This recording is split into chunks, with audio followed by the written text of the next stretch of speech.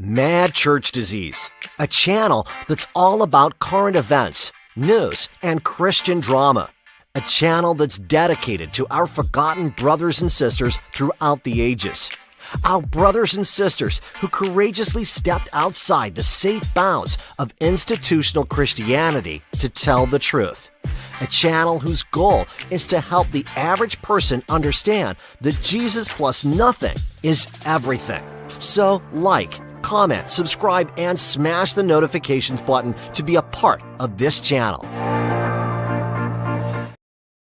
Hello, everybody, and welcome to the Mad Church Disease channel. How you doing? How you doing? How your mom and them doing? How's everybody doing? Okay, come on in here, everybody. Baby mama unloads on Jamal Bryant in an explosive Tasha K interview. Well, ladies and gentlemen, I took the time yesterday to go and watch this Tasha K interview, and we got a lot to discuss here on this particular interview. Ladies and gentlemen, I must tell you that it has been eye-opening for me and not surprising that some of the things that she said, we tend to have a little bit more information over here on the Mad Church Disease channel. So, I've made several videos talking about the nature of these two people's relationship. I'm just fascinated by the amount of lies that people can tell. But y'all come on in, hit the like button. Hit the like button. What's up, being beautifully honest? Shout out to Mary. Shout out to all of you that are making your way in here. If y'all will be so kind as to hit the like button. Hello, Pouncy. Good to have you here with me today. I'm going to do what I got to do and then get out of here. I've got some automations and some work I need to finish and set up. Shout out to all of you guys that are here. Come on in, everybody. Come on in. I got a lot of stuff that I'm dealing with right now, but we'll see how it pans out. And so, yes.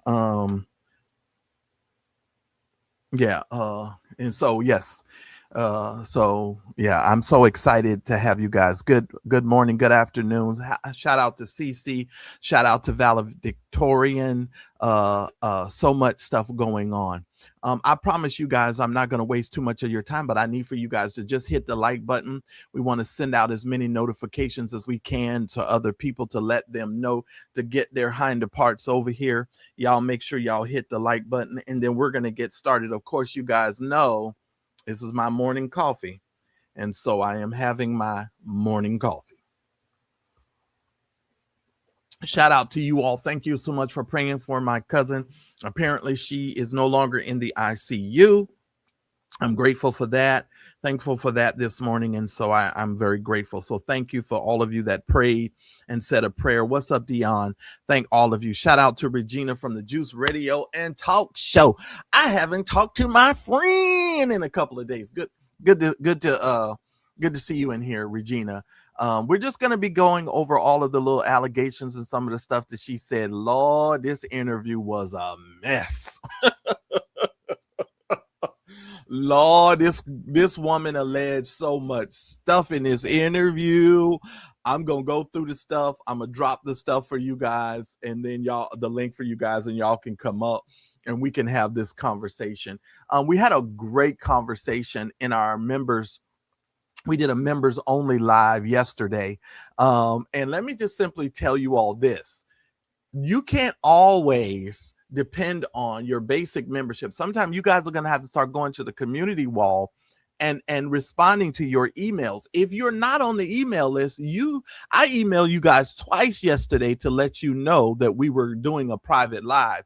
And y'all are going to need to pay attention to your emails. And make sure that you're on the email newsletter, because like I told y'all, I'm really serious about that, because you won't know what platform we're meeting on if you don't have the link. Because sometimes I have us to meet on a totally different platform that is not connected to YouTube or any social media stuff. And so the only way you can get on there is you have to have the actual link. And so you guys need to make sure that you're subscribing to the email newsletter. So make sure that you go when you respond to this email, the link it's going to actually link it out for you so that you guys will have it. Okay. All right. So just do that. Shout out to all of you that are supporting the Mad Church Disease channel. We ask that every time we go live that we get at least 10 of you guys to support our broadcast. I haven't really been pushing the issue about it.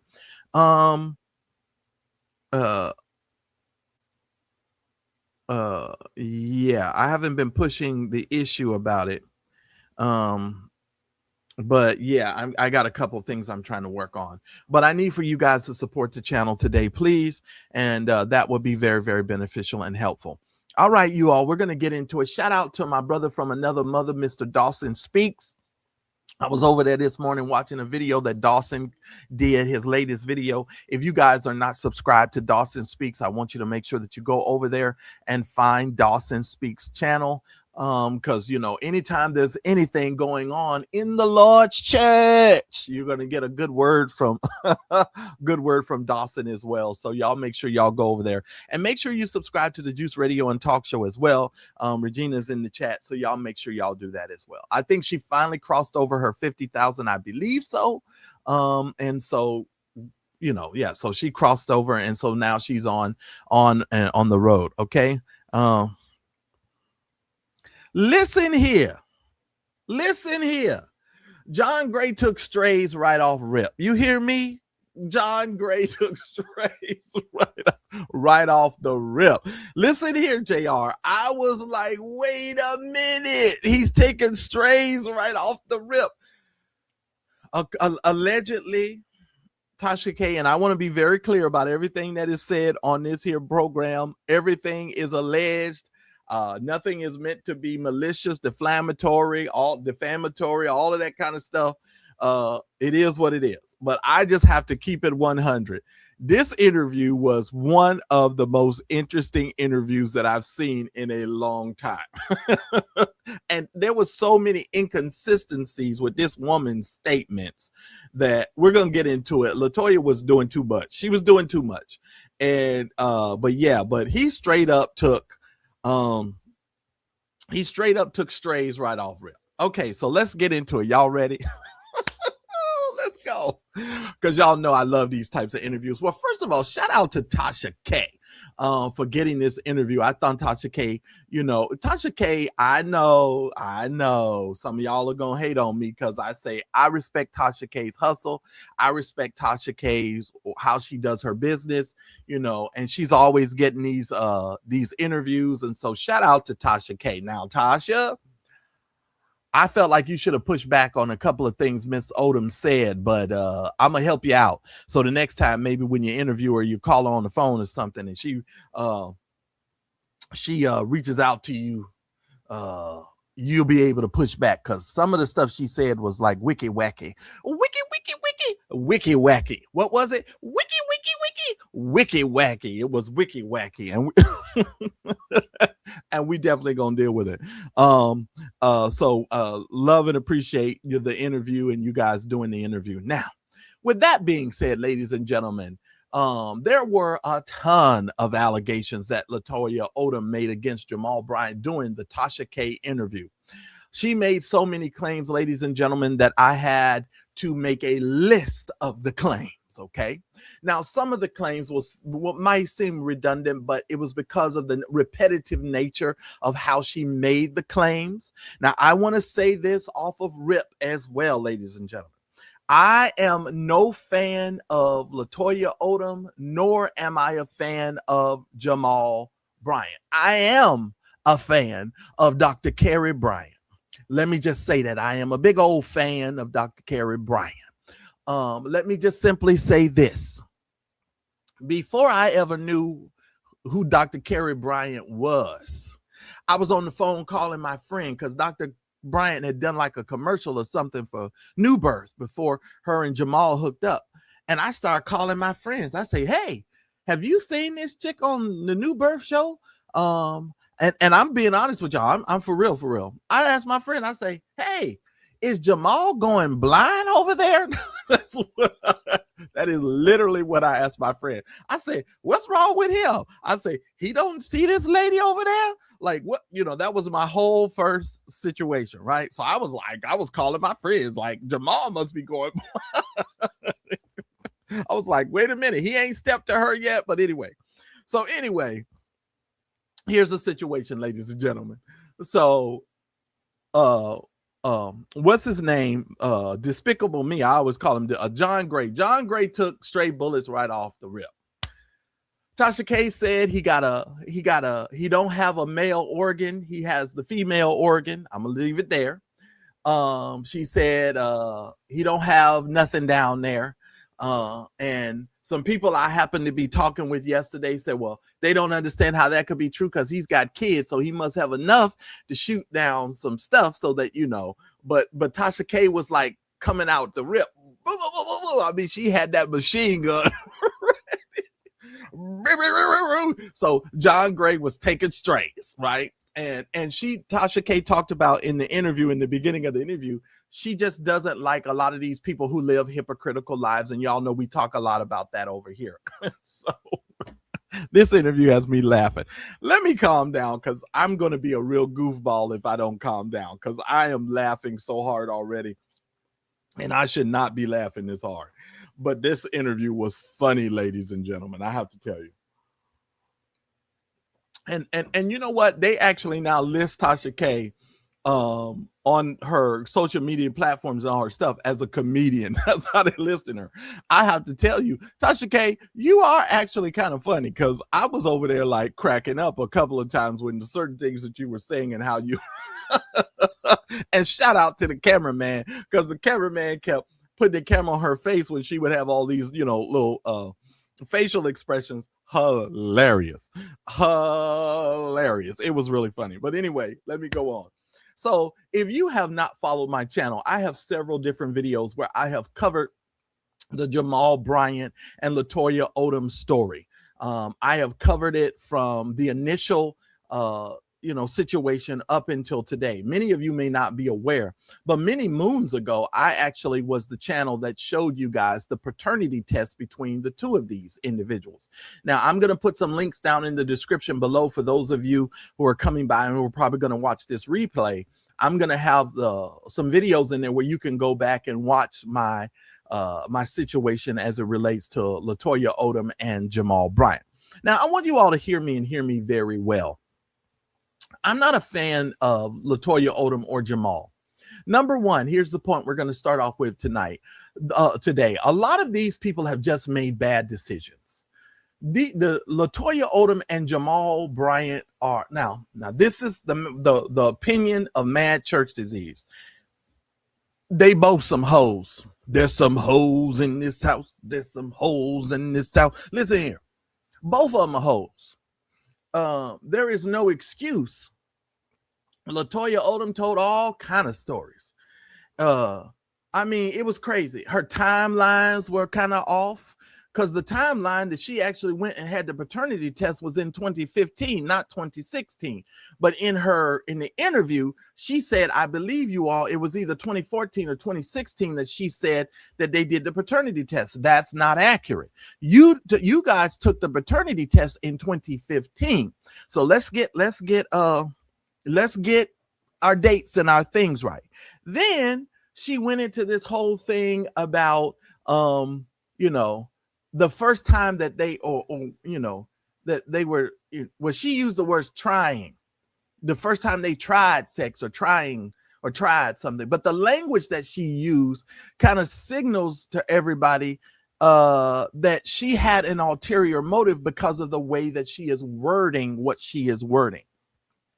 Let me also say to you all here, I put a whole video up where I showed you guys the video of the court hearing of her child custody and the child payment history for Jamal Bryant.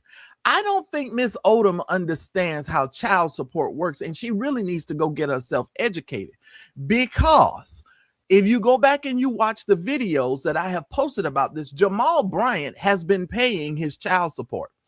I think Miss Odom is a little confused about that part. And there's another video where I go into more detail about that. But the bottom line, ladies and gentlemen, She said in this interview, she admitted that Jamal Bryant is paying over $2,000 a month for this one child. Jamal Bryant never contested how much money. When the lady asked for an increase, Jamal just gave it to him. On the week of the custody of the child support payment hearing, Jamal Bryant was actually out on his honeymoon with Dr. Karen. LaToya Odom decided to say, and to clear up the rumor, she doesn't put things on the docket for the court. She doesn't, there was no malicious intent on her part to have them to, meet in court over that situation at that particular time, because she has nothing to do with that, right?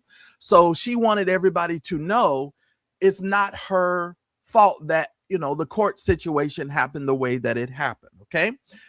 Now, at the beginning part of the interview, ladies and gentlemen, Tasha K, I think, asked her, well, where did you guys meet, or whatever, how'd y'all meet? And she said, oh, well, we met at a conference. I said, a conference? Tasha K's like, well, what conference was it? She was like, I don't want to say. LaToya Odom, weren't you at a church conference giving these massages, which lends credibility to the stuff that I've been telling my channel and these people over here about y'all and them massages? Why wouldn't you, LaToya, admit to the fact that you was giving out these massages? Listen here, ladies and gentlemen.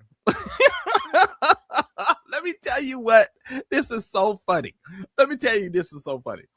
She admits in this interview that she had a mobile massage business. So she was traveling and giving massages. Y'all go forgive me. I'm going to get to Jamal, and I'm going to tell you why I don't like him, and we'll get to them. I'm taking it on both sides because y'all know I can't stand neither one of them, her or him. So we're going to get there. Concentrating on Miss Odom, we're going to get to Jamal in a little bit. But Miss Odom said a lot of things in this interview, you all, and she made a lot of shocking allegations in this interview. I was just floored by it. Now, my cousin is in this chat. There is a street in LA called Figueroa, or Fig. If you live in South Los Angeles, you know we refer to it as Fig. If you're on Figueroa, 9 times out of 10, you're not looking for nothing but one of these people who specialize in massages. I actually used to have a church on Figueroa, believe it or not. I did. So let me go here. This is hilarious. I got to get this out. Lord, help me not laugh so much, because this whole story cracks me up. I'm sorry, y'all, for laughing so much, but there's so many lies, and when people be lying like this, it just cracks me up. She said she had a mobile massage business. Now, the reason why I'm bringing up Figueroa, Neg, check this out. She said she was mobile. There was one point in time when our church we had a church on Figueroa, and there was a hoe on Figueroa who was on a moped. She would ride on the moped, go up and down Figueroa on her moped, and she would do her tricks from the moped stuff. She would go find the people and, So one day I just saw this woman zip, zip, zipping, zipping, zoop, zooping, zooping. And I said, and the way that I realized that she was a lady of the evening was on her moped when she would go fast and the wind would flap up her skirt in the back. And I said, oh, okay. And then, so me and my friends, we would be kind of chuckling. We would be laughing.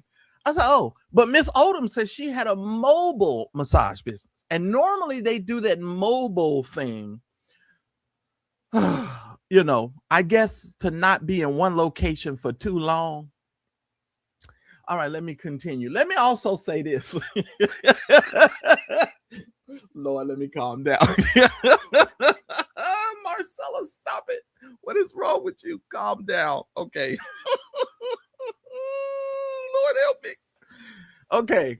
So Miss Odom says that she was giving out these massages at these conferences.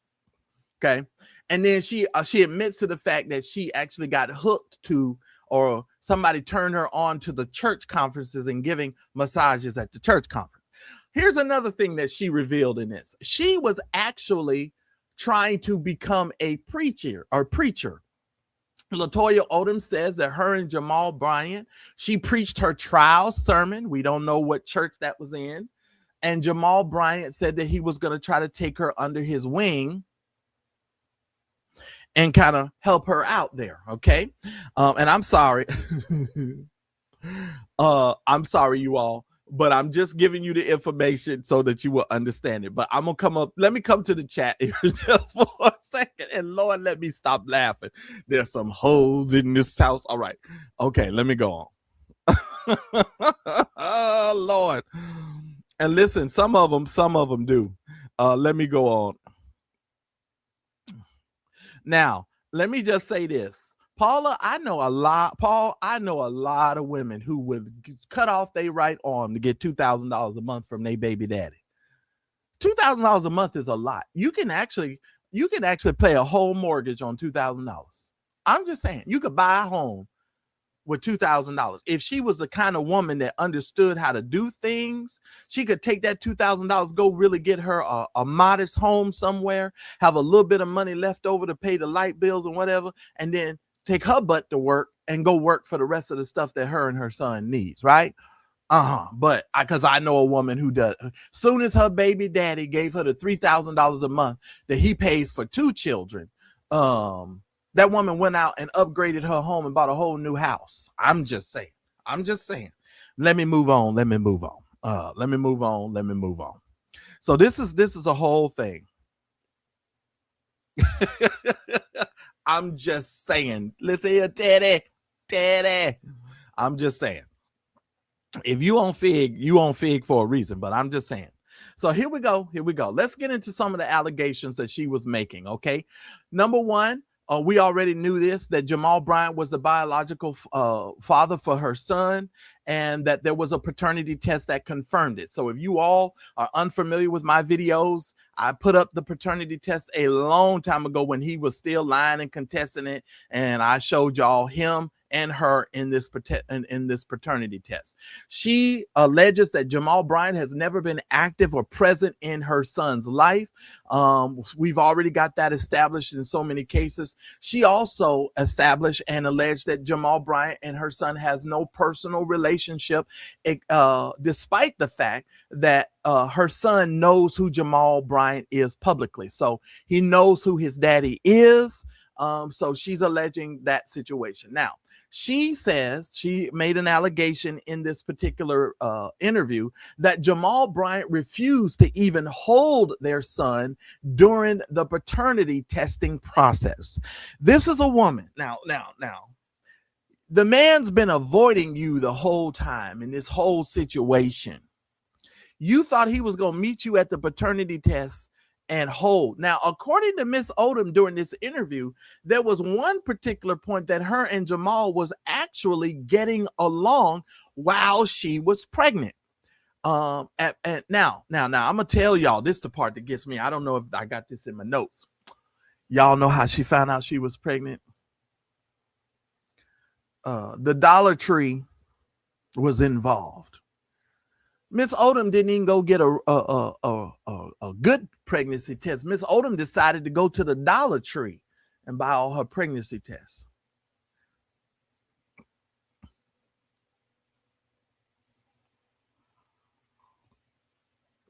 Can I be the mad church disease for just a second? Can I be myself for a second? Is she a dollar hoe? I'm just saying. You went to the Dollar Tree. She didn't buy one test. She bought 3 of them. And she says in the whole situation, she took the I ain't sleeping on the Dollar Tree. She took the test. First test came back positive. Second test came back positive. Now, she claims the way she found out that she was pregnant, she was in the gym and the walls started spinning and she got dizzy. And then she went and her friend told her to go take the test. Okay. So she went to the gym and all of that stuff. And so that's how she found out. Okay. Now, she is also alleging, ladies and gentlemen, here is the other thing, that Jamal Bryant told her to have an abortion after she informed him that she was pregnant. Now, ladies and gentlemen, what is up with the men and the women of God having all of these abortions when I thought the sanctity of life was supposed to be a Christian principle? Now, I understand that many people make their own choices, and I believe in a woman's right to make her decision concerning her body. But I don't think it's never proper for a man to look at a woman and be like, you need to get rid of that. That don't fare well with me. That don't fare well with me. I just thought that whole situation. So she alleged in this interview, Jamal said, get rid of it. Get it, cut it. Okay. She also said in this interview, which was one of the explosive parts for me, she claimed that 2 other women came to her and contacted her, and they alleged that they had abortions after being pregnant by Jamal Bryant. This is public information, ladies and gentlemen. It is out there. I didn't tell Miss Odom to do this interview, but Miss Odom is saying a whole lot in this here interview. Now, whether or not these 2 women contacted her or not, I don't know. Now, I'm going to tell you that portion of the interview reeked for me of a lick back. It's in the whole interview, in a sense, with Miss Odom seemed like a lick back. She's trying to get a lick back at at Jamal. And that's a good question for Andrew. How in the world did they get her phone number? Good question. Excellent question. Miss Odom says that she only told 2 people that she was pregnant by Jamal. And I guess one of them went to Jamal and one of his friends, who then came to Jamal, and then Jamal exploded in anger and he was yelling and cussing at her. And she said he do cuss, which I tell y'all, most of these folks cuss too, Anyway, y'all just get mad when the Mad Church Disease channel says something. I'm just saying. But she just says, oh, they blew up. Everything blew up. And Jamal was mad at me. She also keeps doubling down on this foolishness about her having to move so much because Jamal was sending his henchmen after her. No, Miss Odom, I don't believe that. Let me tell you why I don't believe that. I don't believe that. Here's why. Now, I do know that they do have some henchmen that do go after some people. Now, that I do know. And that could be a possibility, but it's the way you're conveying these messages. One time in one interview, you said they took the hinges off of your door. To serve what purpose? Did they come in and inspect it? What happened? Dion says he believes it. Dion says he's wholeheartedly in with you. Okay, just so I'm saying. All right, let's go on here, ladies and gentlemen. She alleged that Jamal told her to have an abortion after she told him that. She also claims, like I said, that those 2 other women came and told her about it. She also alleged that Jamal Bryant initially denied her pregnancy was his, and he became very angry during their initial conversation. She claimed Jamal has not consistently paid the full court-ordered child support amount. Now, I have a video on this channel that explains that Jamal has been on time with his child support payments. So Miss Odom isn't telling the truth about that. But here's the thing, I want to stick a pin right here. Regardless if Miss Odom is confused about that, Jamal, it's your responsibility to squash this and to make sure that your baby mama has some level of peace so that she can come out, stop coming out here to the public saying all of this foolishness. If it's going to take you having some type of relationship with your son, I would deem it as a man, you would want to do that, because to tell you the serious truth about it, bro, you looking like a whole fool out here. You look like a whole fool. You trying to deny. You live on the river denial. You are in the river denial, Negro. You want to lead everybody. And now this is where Tasha K and I are going to most certainly agree. Tasha K said in this interview, I don't know why this man want to lead everybody. He's boycotting. He wants to be on the front line of things for black people, but he don't want to lead his black son. I got a whole issue with that, ladies and gentlemen. I'm just saying.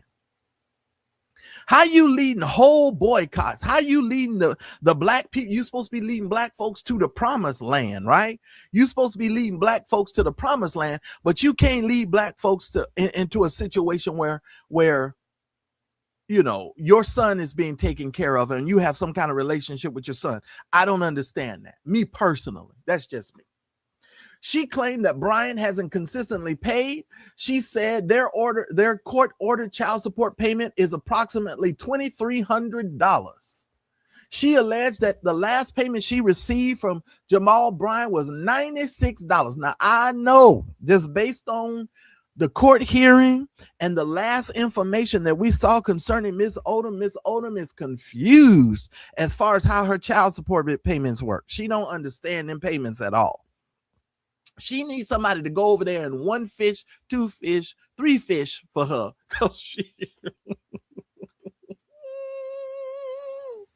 She needs a whole 1 fish, 2 fish, 3 fish lesson on how in the world her child support payments work. Let me tell you how I know she needs some help. Last night, one of my friends is now producing books on Amazon.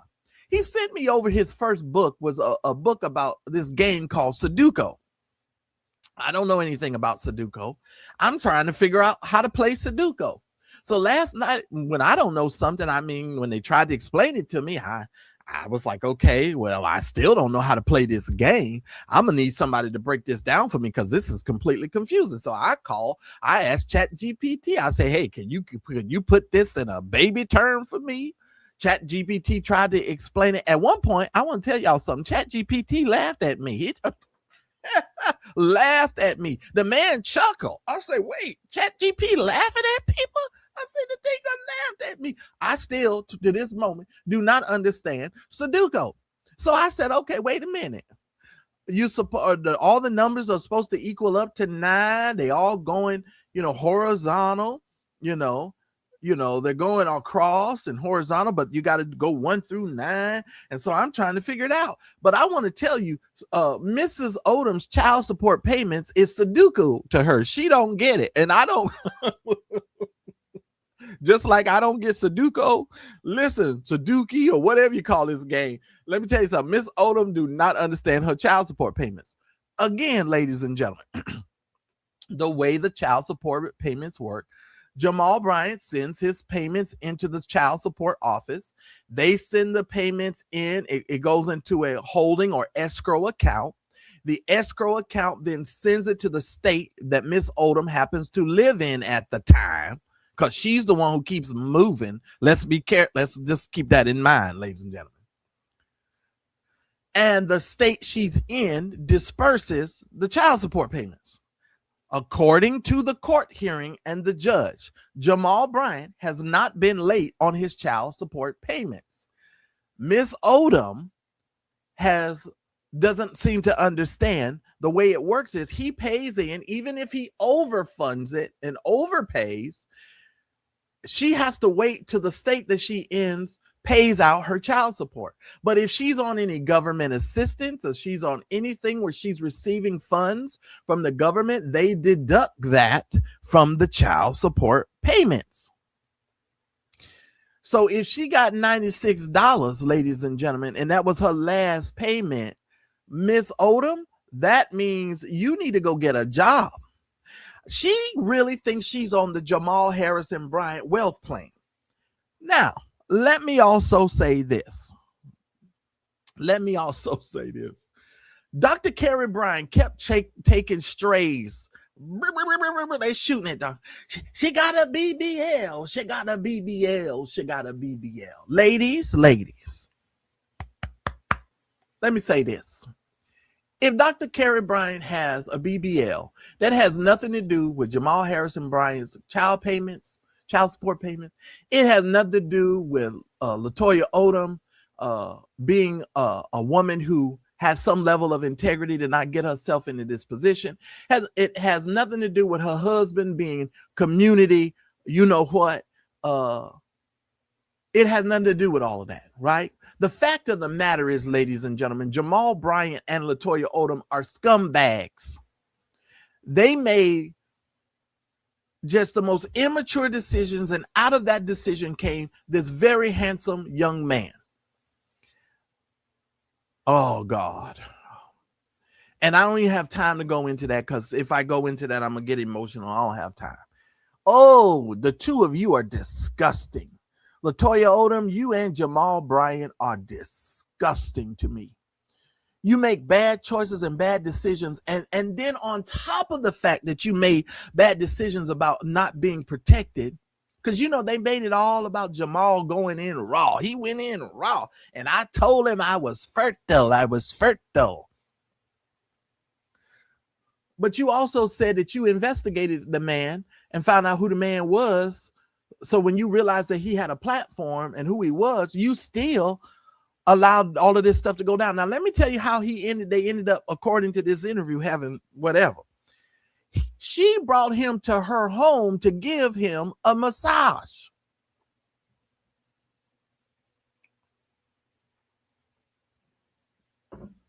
You a massage therapist and you bringing a client to your actual home. She says, oh, I was fully dressed. Tasha K said, but was he naked? Was he naked? She said, yes, he was naked. Just, you know, for a normal massage, he was naked. And he got up and he was supposed to go to church that night. Now, here's another thing I didn't like about this interview. Why are you mentioning Jamal Bryant's other children, Miss Odom? You have no business mentioning the names of his other children in your interview. I didn't like that. His oldest daughter has nothing to do with the nature of your relationship with her daddy. That part there was real shady, and I didn't like that. Don't you bring Jamal's other children into your drama. Don't do that. That's not fair to those other children, and I don't like that. I don't care if they are older. You don't bring his other children into that. You mentioned that girl by name. You had no business mentioning that young lady by name. I don't even care if she's of age. You should have left his children out of it. But let me just tell you, you done put so many nails in your coffin. Jamal Bryant ain't gonna have nothing to do with you. You can do as many interviews until Jesus come. He still ain't gonna have nothing to do with you, because you have shown yourself to be an irrational, just crazy lady. Just crazy. Why did you mention that man's other children? That was so stupid.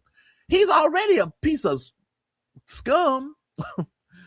You think this scumbag is going to come out and listen, Jamal, if I ever sat down with Jamal Bryant, I'd be like, yo, bro, you paying her the money. So the money ain't the issue. She just confused about the money, and she going to use whatever she can to try to embarrass you into the public. Mentioning his kids, some dudes would have came and gave you a whole beat down. And I think some women do certain things to sort of agitate dudes so that the dude would become irate and enraged because they know certain hot buttons. Why you mention his oldest daughter says to me, you know something and you use that as a hot button. You use that as a hot button. You use that as a hot button. I ain't like that. Now that's one thing about it. Don't bring his wife and his children into your drama. This stuff is between you and your baby daddy.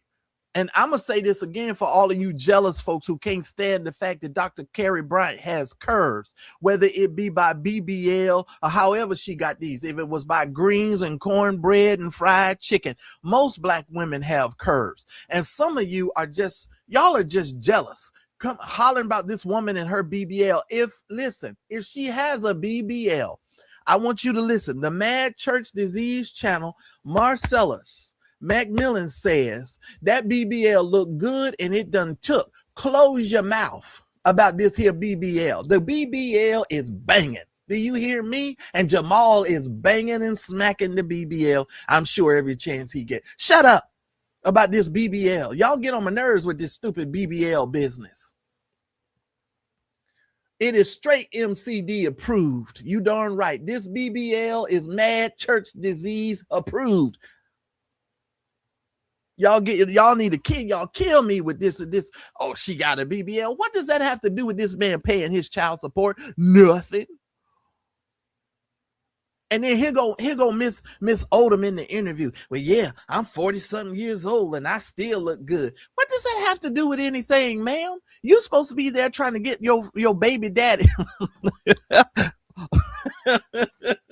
Marcellus, calm down. You're supposed to be doing this interview to get your baby daddy to pay you some attention and quote unquote give you some more money because you're alleging that he's not giving you the $2,300 a month. You talk about how good you look and you sitting up there with your legs crossing this yellow dress with your 1 fish, 2 fish, 3 fish brain self. I'm sorry. Lady, Jamal should have had better judgment when it came to the broads that he was doing whatever he's doing. Listen, this is one of the reasons why I think if you're gonna fool around with somebody, you need to fool around with somebody that is semi on your level. Because let me tell you something. This kind of a chick, oh my God. She'll make you drive your car right off the cliff. You'll be like, I can't take this. You done drove off the whole cliff. Lord, Miss Odom. Come on, Miss Odom. Calm down. But you done put all the nails in your coffin. That ain't all she alleged, ladies and gentlemen. Let's go.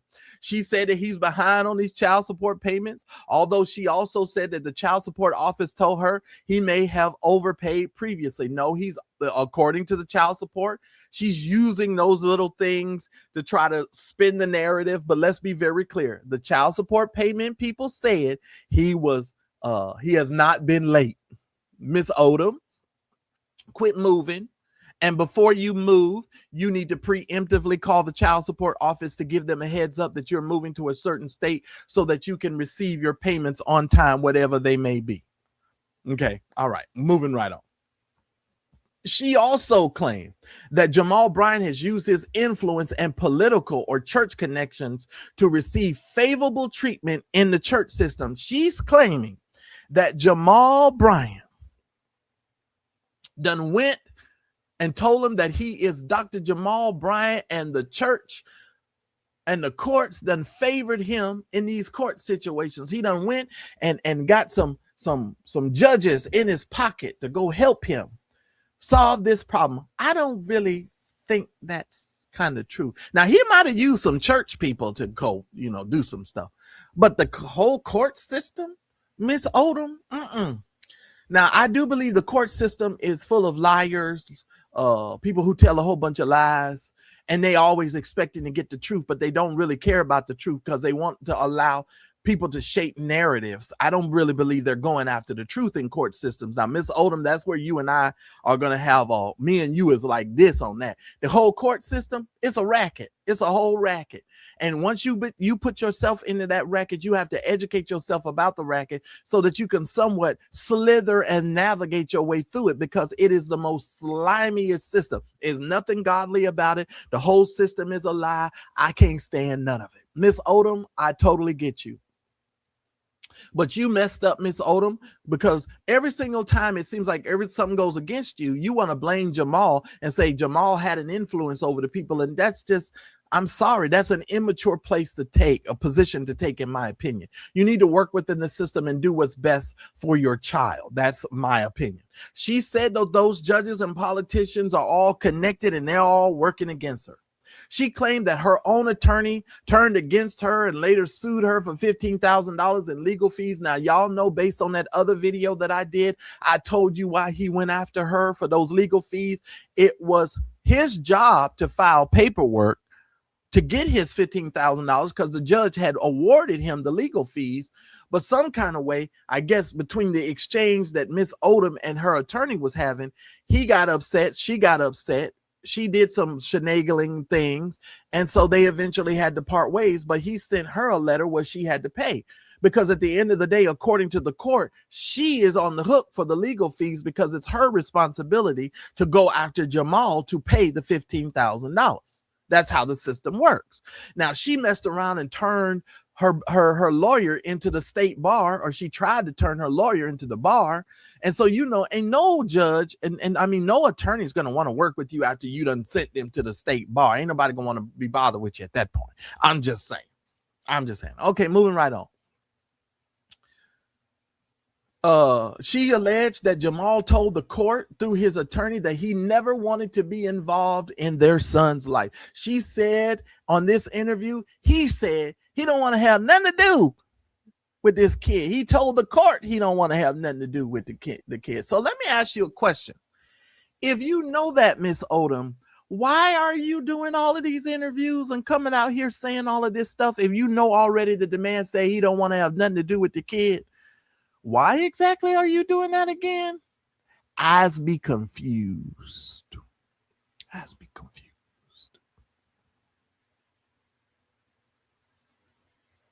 And he's not involved.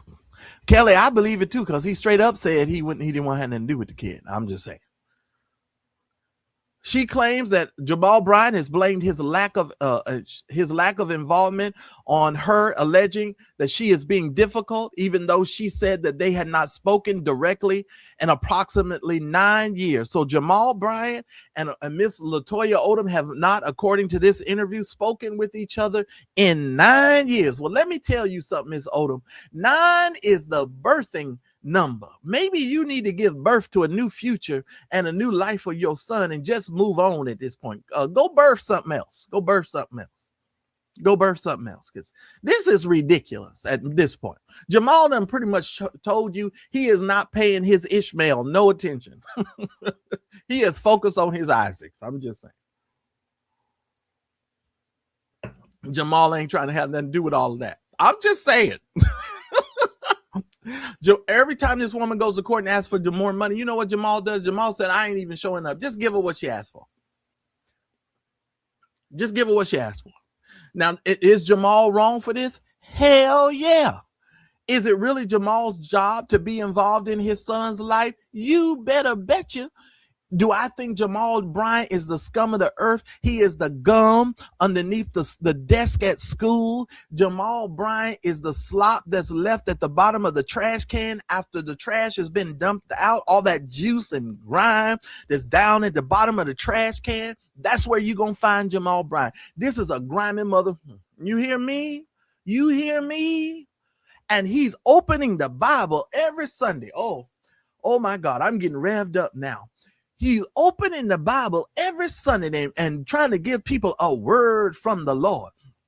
Jamal, I'm confused because the whole Bible is written to a people who are away from their father, and God supposedly has called you to preach to bring them and reconcile back them to their father. But you as a father won't reconcile your own child back to yourself, as you want to preach to other people. Ninja who and ninja what? You couldn't preach nothing to me. Do you hear me? I wouldn't listen to a word you said at all. And since I'm on the subject, I had been calling a new birth for months, for the last couple of days, really a couple of days. First of all, that phone tree you guys got over there is a disgrace within itself. You ask people to press 1 for giving before you ever get to the prayer. Prayer is number 3 on the phone tree. So you ask people for money before they can ever even get any prayer. Here's my thing. Why don't somebody over at New Birth answer the daggum phone? When are y'all available over there? Can somebody text me down in the chat and tell me when I can get through over there at New Birth? Because y'all got too many hoops and things to jump through to get to a live person over there at New Birth. No wonder that white man walked up in there with his Bible yelling and screaming in y'all church. He probably went through the phone tree like me. He didn't get nowhere. I've been calling New Birth for days. What's wrong with y'all over there at New Birth? Jamal, you are scum for not having a relationship with your black son. How are you going to preach to other people about black males? But I have a theory, and I'm going to tell y'all my theory in a minute, and we're going to see how far this plays out. Okay?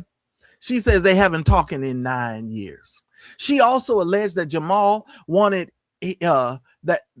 Jamal Bryant wanted any possible relationship with her and the child to be publicly managed or presented in a way to protect his image. So in the beginning, like I told y'all, Jamal and her was working together in the beginning when he found out that she was pregnant or whatever, but he wanted it to be based upon, him crafting an image. Now, here's where we're going to talk.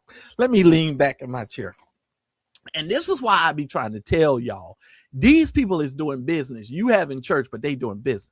So she is alleging at one particular point, her and Jamal was having a real, they were in a real good place while she was pregnant. So here's this.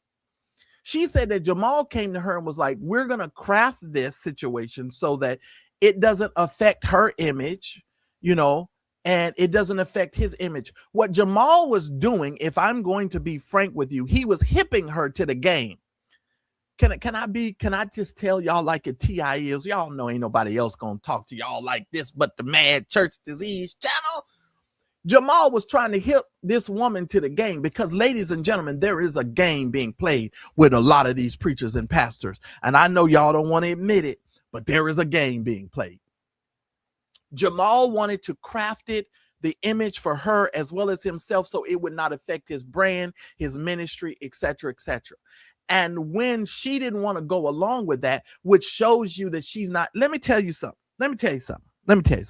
Most women, if you got a successful dude, whether he's your baby daddy, whatever, they ain't trying to mess up the bag. And if you can see that he has been successful in navigating his way through a few scandals, it should, because she claims she investigated him before they did the do, it should send you an indication, lady, that you might want to pay a little bit of attention to this scheming, scammy, slimy preacher, because he knows how to navigate his way through all of these scandals. So let me tell you something, LaToya, you effed up right there.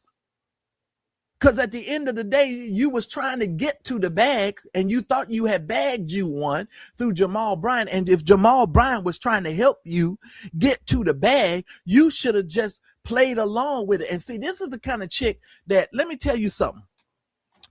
As a man, if I'm sitting up here trying to tell you what the plan is and how we going to get this money and how we going to make this money, man, and we going to get this money, and you sitting up here throwing roadblocks up at me every time I try to tell you how we about to get this bag, and you sitting up here playing all of these games, I'm going to leave your black in the dust. You about to go because you messing with the money.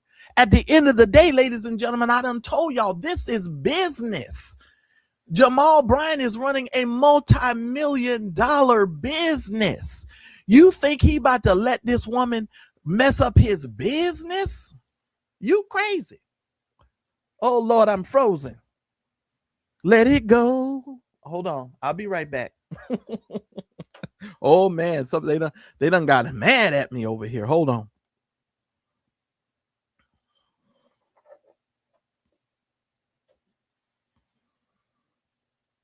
I don't know if y'all can hear me, but if you can, hold on. We're working on this camera.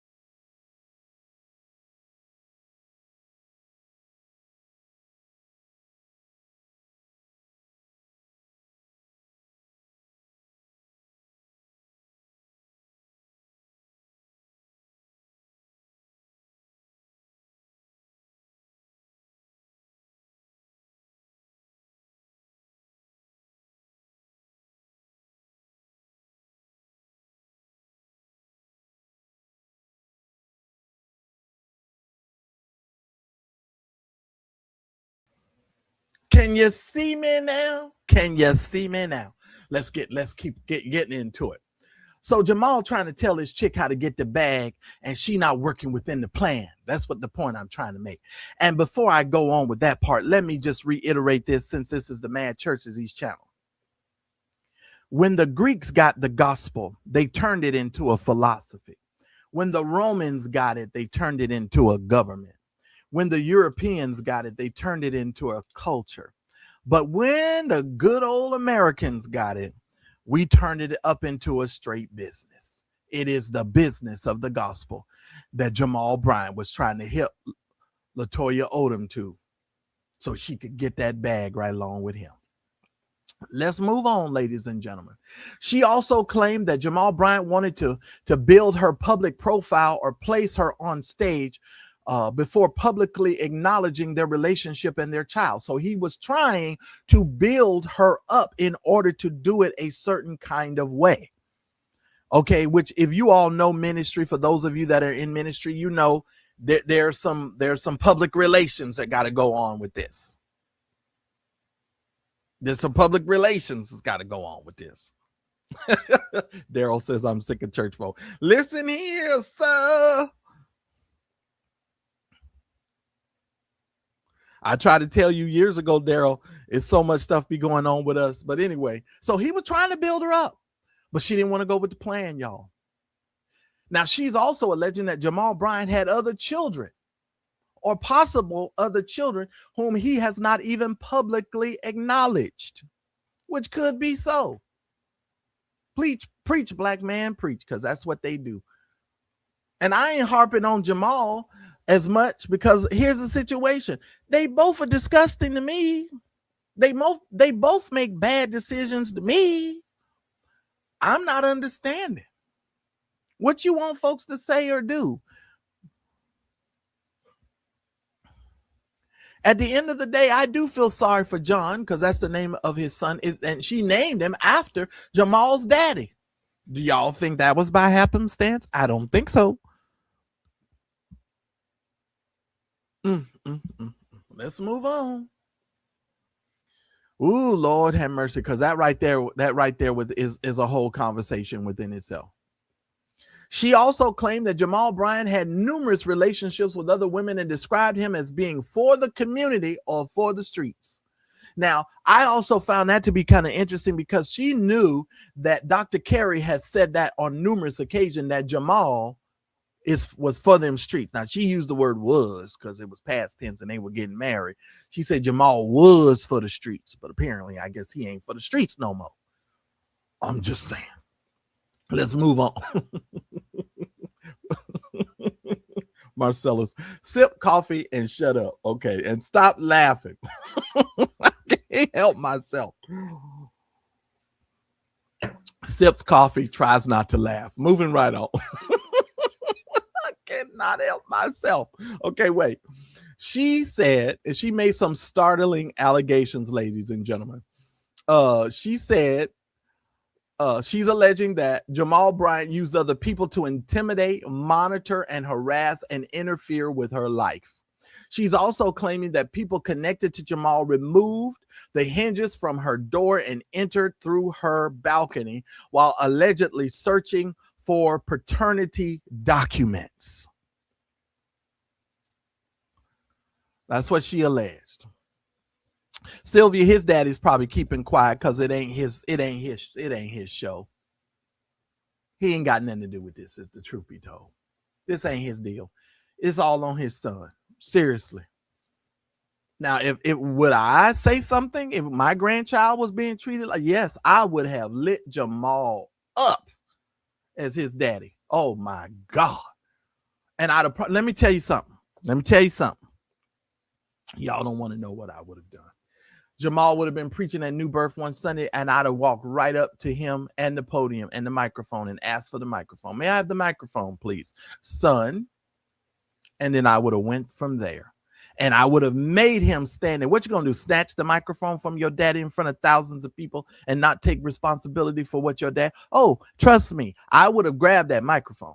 Son. And the first word out of my mouth would have been, son. That's what I would have done. Like I told y'all how I would have apologized to John, if I was Jamal, I'd get down on my knees in front of the congregation. Because as a black man, to be honest with you, I don't want nobody. You a father, and people know out here in these streets you an absentee dad while trying to preach from the Bible. That just doesn't even make sense. The two of them things don't even go together. I'm just saying. Okay, move on, because I'm about to get mad. Here we go. She claimed that one of her vehicles was tagged or marked so that she could be followed. She's saying they put some type of air tag on her, and they Roscoe Pico trained her. Roscoe Pico train. Y'all remember the Dukes of Hazzard? Why am I such a goofball? They Roscoe Pico trained her. Wait a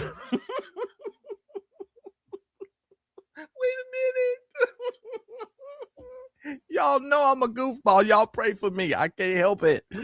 Oh, let me stop. Oh, God, let me breathe. They Roscoe Pico trained her.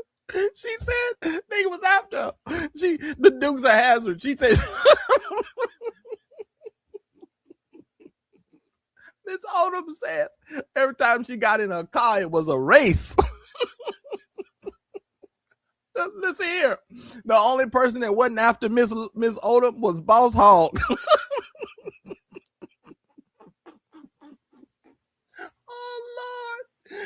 Oh, Lord. Oh, Lord. Miss Odom said every time she got in her car, she had to take off because these people was following her everywhere she goes. She couldn't go nowhere without somebody following her. I'm like, lady, you wasn't going that many places. I don't understand. Okay, let me get myself together. Get it together. Let me move on. I'm giving y'all all these allegations because this is what she said. I'm just saying, this is hilarious to me, you all, because both of these people are stupid and crazy. Move on. So she also claimed that she repeatedly had to move or change her living situation because she feared people connected to Bryant were locating or following her. I think Miss Odom has some mental things going on. I really do. I really do. Me personally, because this sounds very, Now, do I think in the beginning Jamal put some people on her? Yeah, I do. I really do. I do. Now that I do believe. Moving right on. She said she's alleging that Jamal failed to help her when their son was seriously harmed at a daycare and only offered to pray for her son. So something happened at the daycare. She called and Jamal said, I'm going to pray for him. Don't that sound like most of the saints, though? You can go to church with a need. They'd be like, oh, I'm hungry. And they'd be like, stretch your hands towards Brother Marcellus. He's hungry. And we're going to pray for him. You be homeless, all kinds of stuff. People just stretch your hands toward him. No, I don't need your prayer. I need your money. Can you send me some money? Can y'all raise an offering up in here and help me?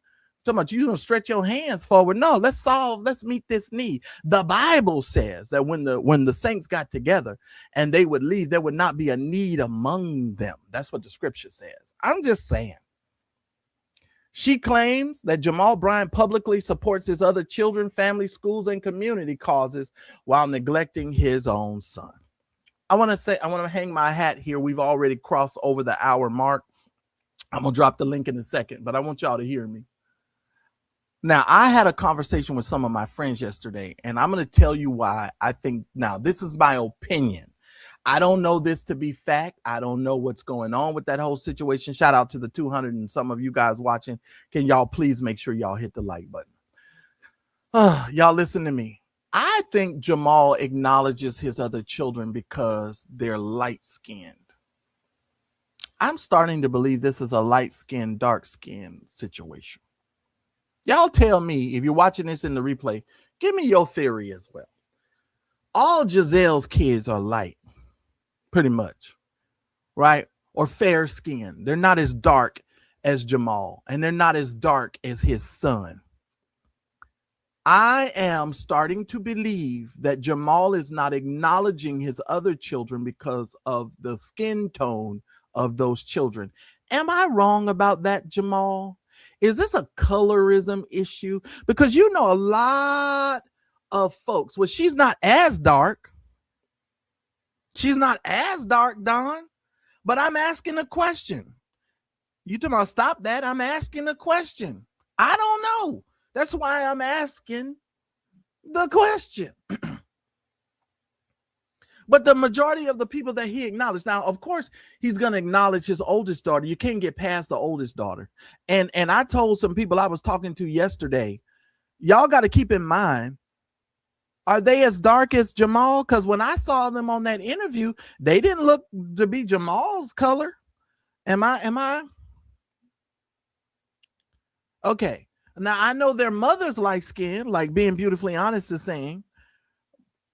Is that just so? Somebody say no, they don't think it's colorism. Okay, well, that's a thought I had. Maybe I'm wrong. I could be wrong, but it sent off a red flag. She's also alleging, ladies and gentlemen, that his public ministry and activism and his charitable image are inconsistent with how he privately has been treating their son. That's what she's claiming. So everybody says the twins are dark. All right. I thought the twins were fair skinned. Y'all saying they dark. I better go look up these kids again. I just saw an interview with them not too long ago, and Jamal. Okay, well, maybe I could be wrong. Y'all could be right. I don't know. All right, moving right on. Like I said, it was a theory. Moving right on. She's also claiming that their son has experienced emotional pain, anger, and behavioral issues because of his absence. Now, let me say this. All young men go through behavioral issues in school with these white teachers and these white folk. You need to be very careful about that. Every black boy that gets to running and acting a fool, they want to say, oh, he's got behavioral issues. Now, when it's a white kid, oh, he's just rambunctious.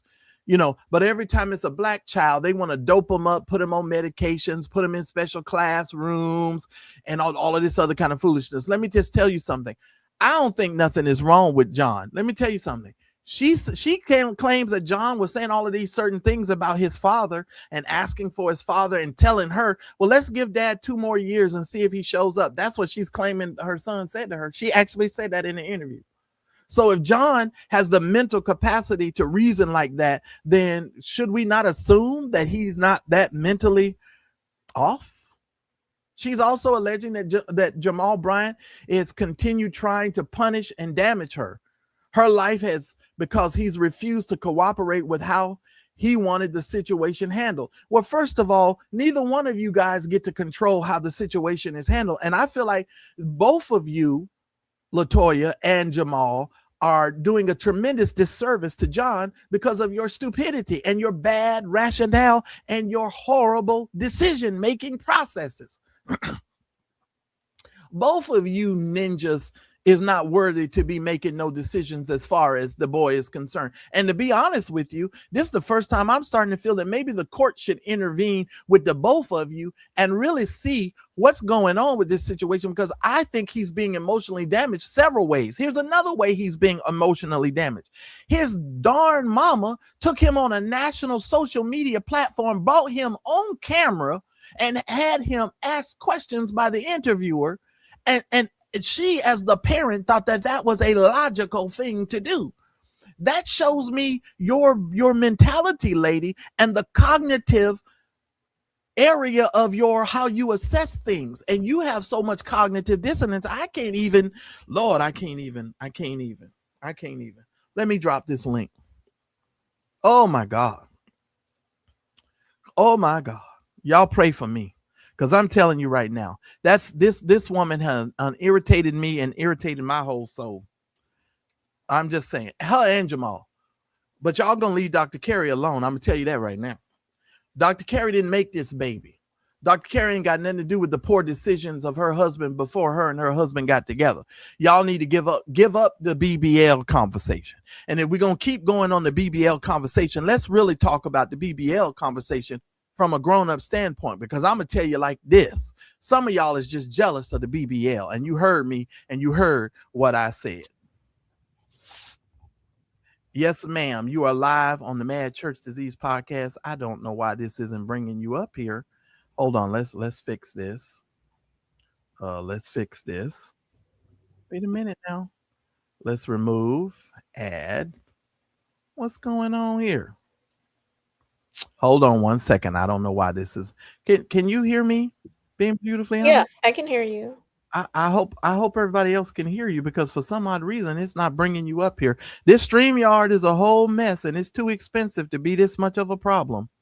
I guess if y'all can hear her, I'm just gonna let it be what it is. Hold on, let me see. This is nuts. There we go. Jamal got his prayer warriors over there. She's trying to shut the stream down. That ain't gonna work. That ain't gonna work, because Mad Church Disease just keeps on working until he get it right. Right. Kidding. Yeah, let me tell you something. That interview was something else. Yeah. And I'm just like, wow. I'll be honest. I mean, I was exhausted before I even listened to it, because I already knew it was going to be some mess.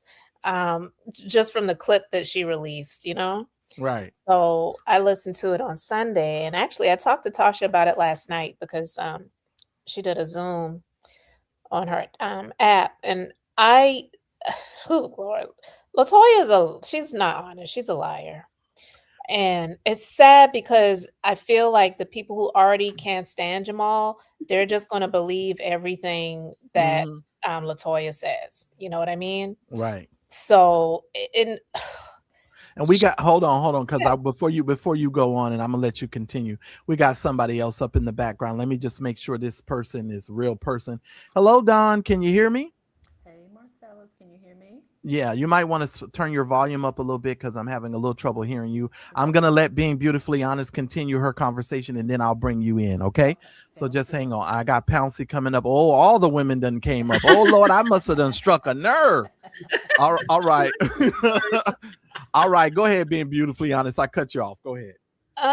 Yeah, I mean, I'll let others speak, because I still got to create my content talking about this. I just haven't had a chance to get into it really yet, but she is on a revenge tour. She is looking for the viral moment. She got it.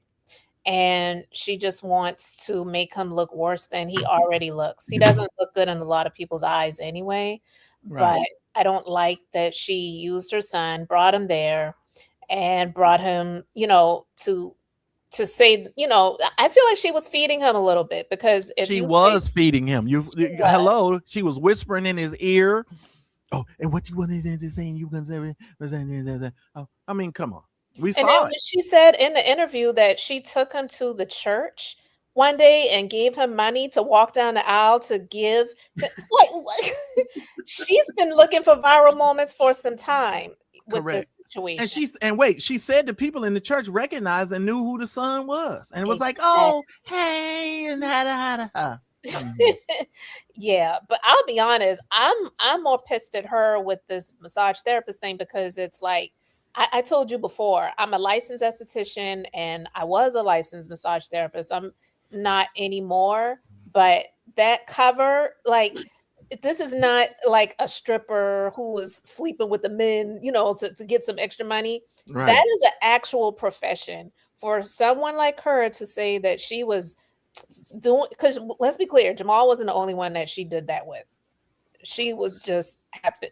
Well, I have talked to several people, and there was somebody in this chat today that put a comment in the chat. Y'all can go back and read what they said. I know some stuff, but I'll leave it there. Yeah, so I'm more upset with her when she continues to talk about that. It's like, girl, you give that whole industry a bad name, because you were just doing some things and using that as a cover. You are not a professional, and I can't stand when people do stuff like that. But I'll let others speak. Well, ladies and gentlemen, let's go ahead and welcome the one and only Regina from the Juice Radio and Talk Show. Hello, Regina. Say hello to the people. God bless you. Thank you for coming in. All right, y'all. What's up? What's up? I'm going to come over here and support my friend. I got time today. Good. So what are your thoughts? Did you see the interview at all? I told you before, I am not paying Tasha K $12. I was going to come over here and listen to you. I'm not paying Tasha K $12. Okay. I can use my $12 for other ministry work. Look, I use my $12 for covert operations and to get information. So I got the information, and I wanted to let y'all know.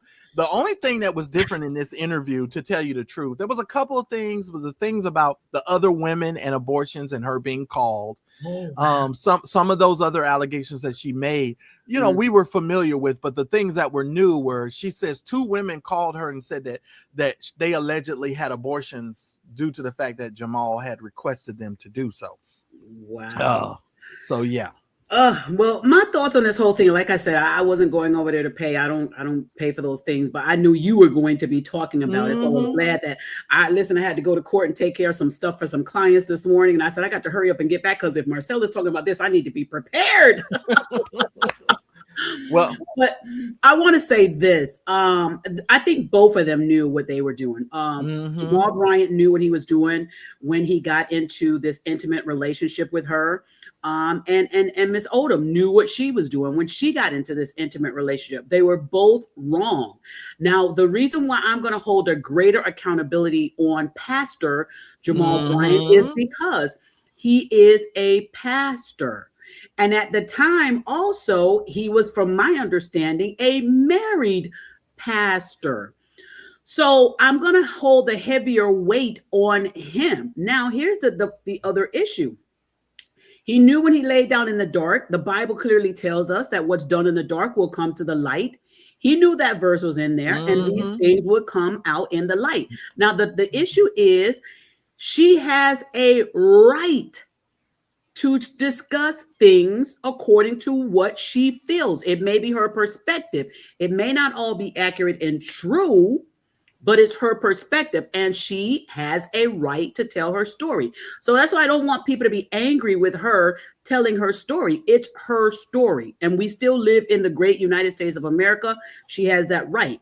The thing is, Jamal Bryant, being a pastor, a married man, having an affair with this woman, the only thing that I don't think either of them thought more in advance when they were having this intimate relationship was this potential of a child being born. This child being born, they're looking at, I don't know if they're looking at it as a bad thing. I see it as a blessing. These are 2 adults. I don't know why they are not behaving like adults. right.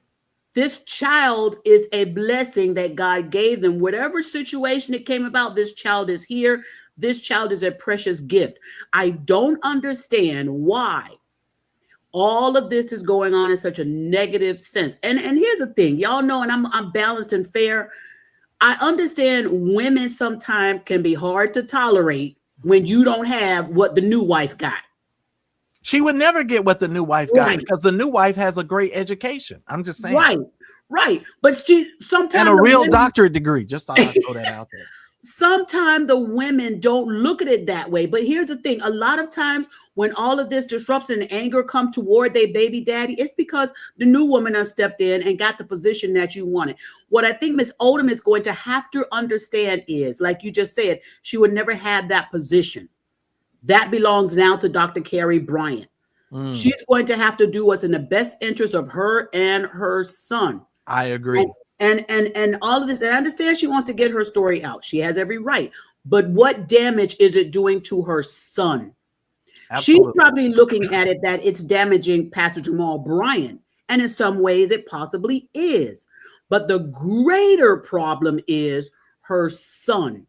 The damage that is doing to him. I don't think either one of them, and I'm coming to you, Don. I don't think either one of them, Regina, have been thinking about their son or the ramifications of any of their actions from jump. You know, this was a situation where these people were hot under the collar, right? And they more just than the collar. Well, I know. Yeah, I know. I was trying to be, PC. They were hot under the collar, but Don, I think that from jump, this situation started off bad, and I think both of them hold responsibility for how this jumped off. Your thoughts, Don? Oh, hell has no fury like a please, you got to raise up your volume, Don. Can y'all hear Don? Can you hear me now? I can hear. Go ahead. Can y'all hear Don? You might have to turn her up on your side, Marcellus. Okay, hold on. How do I do that? Let me go here. Mute. Go to her settings. Hold on. Edit mic settings. Okay. Is this better? Is it better? Hold on. It says echo can't reduce background noise. I can't change none of it. It won't let me go up. It won't let me go up, Regina. I can't go up. Hear me, Regina? Barely. We can barely hear you. There you Okay, go. that's better. Now we can hear you. Go for it. Okay, okay, I took my earpods out. I said, hell hath no fury like a woman scorned. And I think that uh, I'm going to disagree with Regina a little bit in the fact that I put the onus on the woman simply because um, she was no more than a booty call. She was no more than a booty call. She knew exactly what she was doing. She knew exactly who he was. She knew his reputation. His reputation precedes him. There's nothing new about Jamal Bryant. And I think that now that, like you said, Marcellus, he has moved on with a beautiful, educated woman holding the spot that she wanted. Mhm. Um, and the fact that I think the thing that a lot of people are missing, the fact that Jamal Bryant is unbothered. He is moving on with his life. He is unbothered with her. He is unbothered with Tasha K. All of the things that are being said, because really and truthfully, whether you like him or not, he is making an attempt to rebuild his reputation, his life with his new wife. And Right.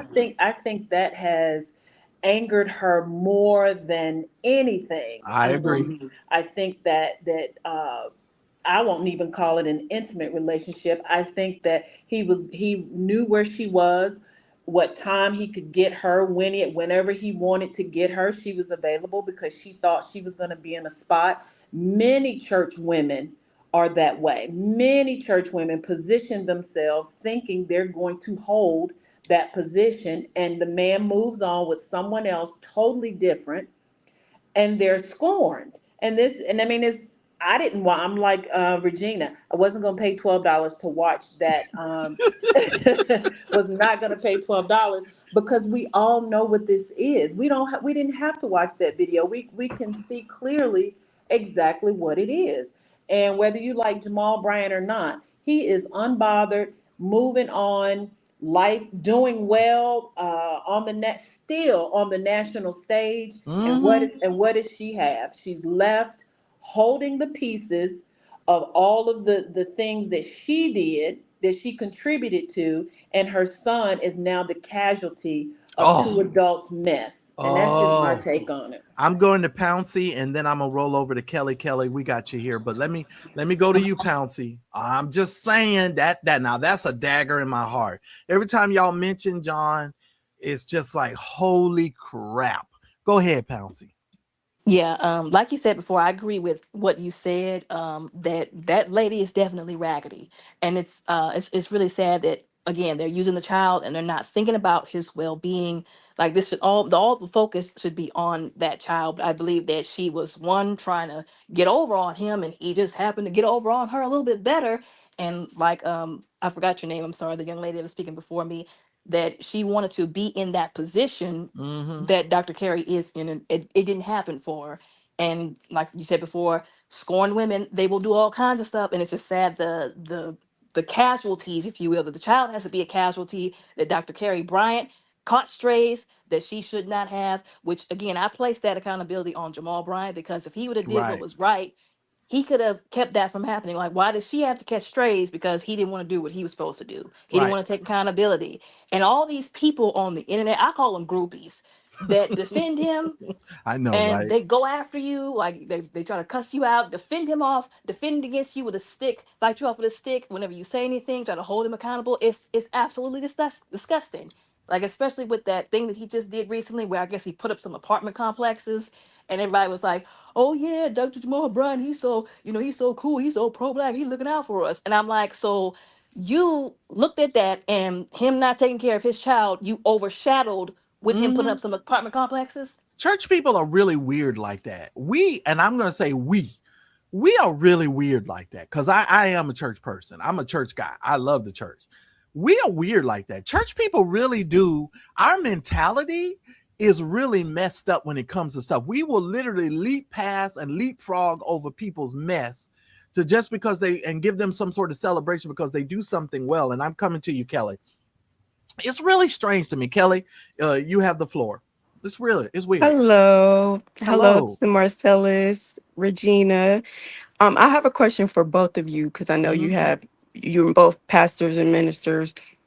Who is his leader? Like Karn has the bishop that presides over him.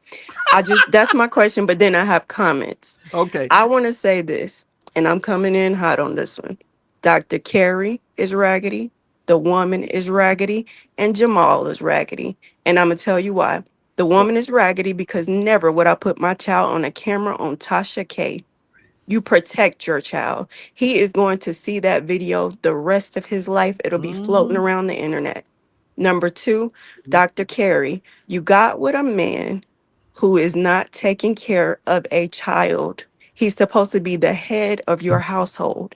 How can he lead your household or a church?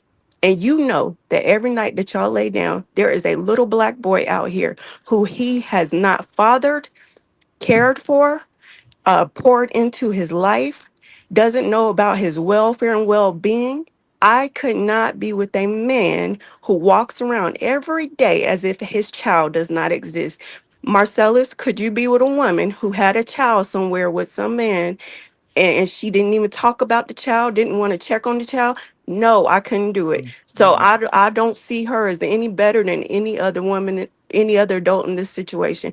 Jamal, how can you be a pastor and a leader of a church? And also on another, you're supposed to be a brother in whatever fraternity you're in. And you're always talking about black men, but you got a little black boy that's going to grow up wondering why he didn't matter to you. What was so wrong with him that why wasn't he important enough for you to be in his life? But you want to preach, you want to be an activist, you want to lead, you want to be on TV talking politics, but you have a child that you are ignoring. Regina, I'm coming to you. Question was posed to you and I regarding his covering and his leadership structure. What say you, ma'am? Well, I believe his father is a bishop. Now, I don't know if he is sitting under the covering of his father, but I am not sure exactly who he deems is his spiritual leader. I am not sure of that. But I do know that his father is a bishop and his mother was a very well respected preacher as well until her passing. But I am not sure. I don't want to specify exactly Right. who it is. I'm coming to you, Dr. Being Beautifully Honest. Get ready. I'm going to answer the question this way. He ain't got no covering.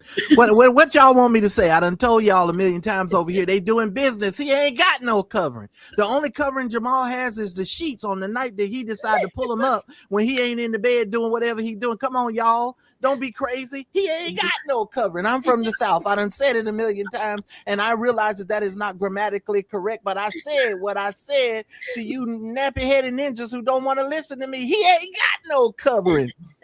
No more sheets.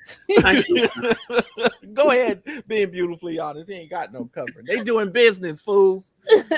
Oh my gosh. I'm sorry. I had to step away for a moment, but oh my God. Yeah, this is definitely her. She's not thinking of the son. She's not thinking of the child. So Jamal is raggedy. He's all of the things that everybody has been saying. But I got a question. Why does Dr. Carey Bryant keep taking all these strays? This ain't her child. This ain't her stuff. Why is this her fault? I don't understand that.